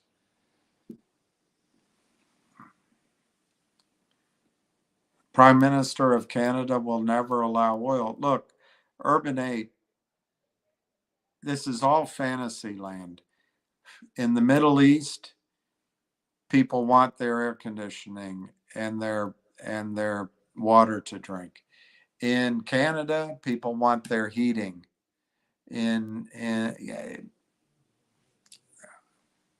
We'll see what happens. We'll see what happens. We were exporting. Well, I think I gave you the reason. I don't think our refineries were set up for the extra oil that the Permian was producing. Our refineries are set up for Venezuelan crude, but I'm not an expert. I'm not an expert. So I'm really fading quickly, and I can't see, which is annoying. So I'm gonna call it. It was great seeing Pecos Bill and Jenny and uh, everybody. It was wonderful seeing everybody, and we'll be back tomorrow. Stay alert. Um, I'm feeling like Finger is on the verge of running. I also think MMTLP, there's kind of a momentum to get something done by the end of the year, but I'm speculating. Human stupidity, it could go on for years, but Wall Street doesn't like these kind of things to hang out. Um, uh, we have heavy sour in the States. We're set up to process light sweet from other countries. I don't know. And I'm too tired to stretch my memory, but I think um, I think it's the other way around, but I could be. Matt, I'm sure you know. I'm sure you know. I don't think we export the heavy sour. I think that's what we refine, but I don't know. I don't know. Is it true that oil needs to be $100 per barrel for Nextbridge to be profitable? My answer to that, nobody knows, or at least I don't know. I don't think so. They have different zones, um, multiple, it's like a wedding cake.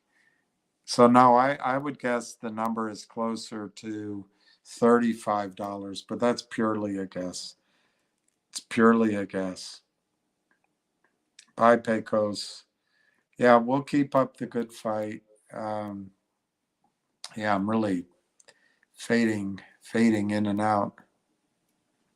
A majority of our refineries are set up for light sweet. Okay, so I'm wrong.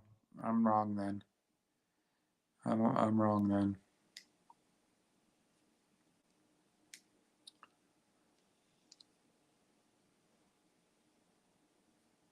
Okay.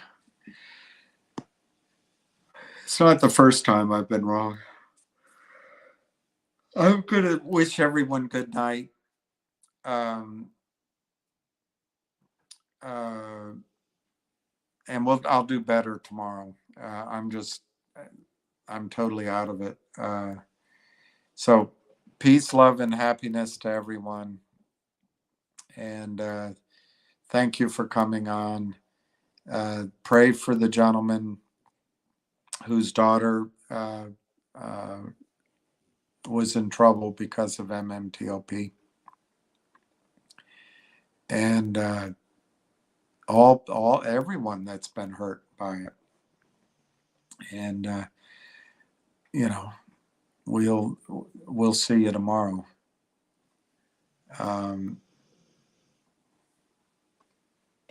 So Lauren, I'll let that be the last word, showing that I'm wrong.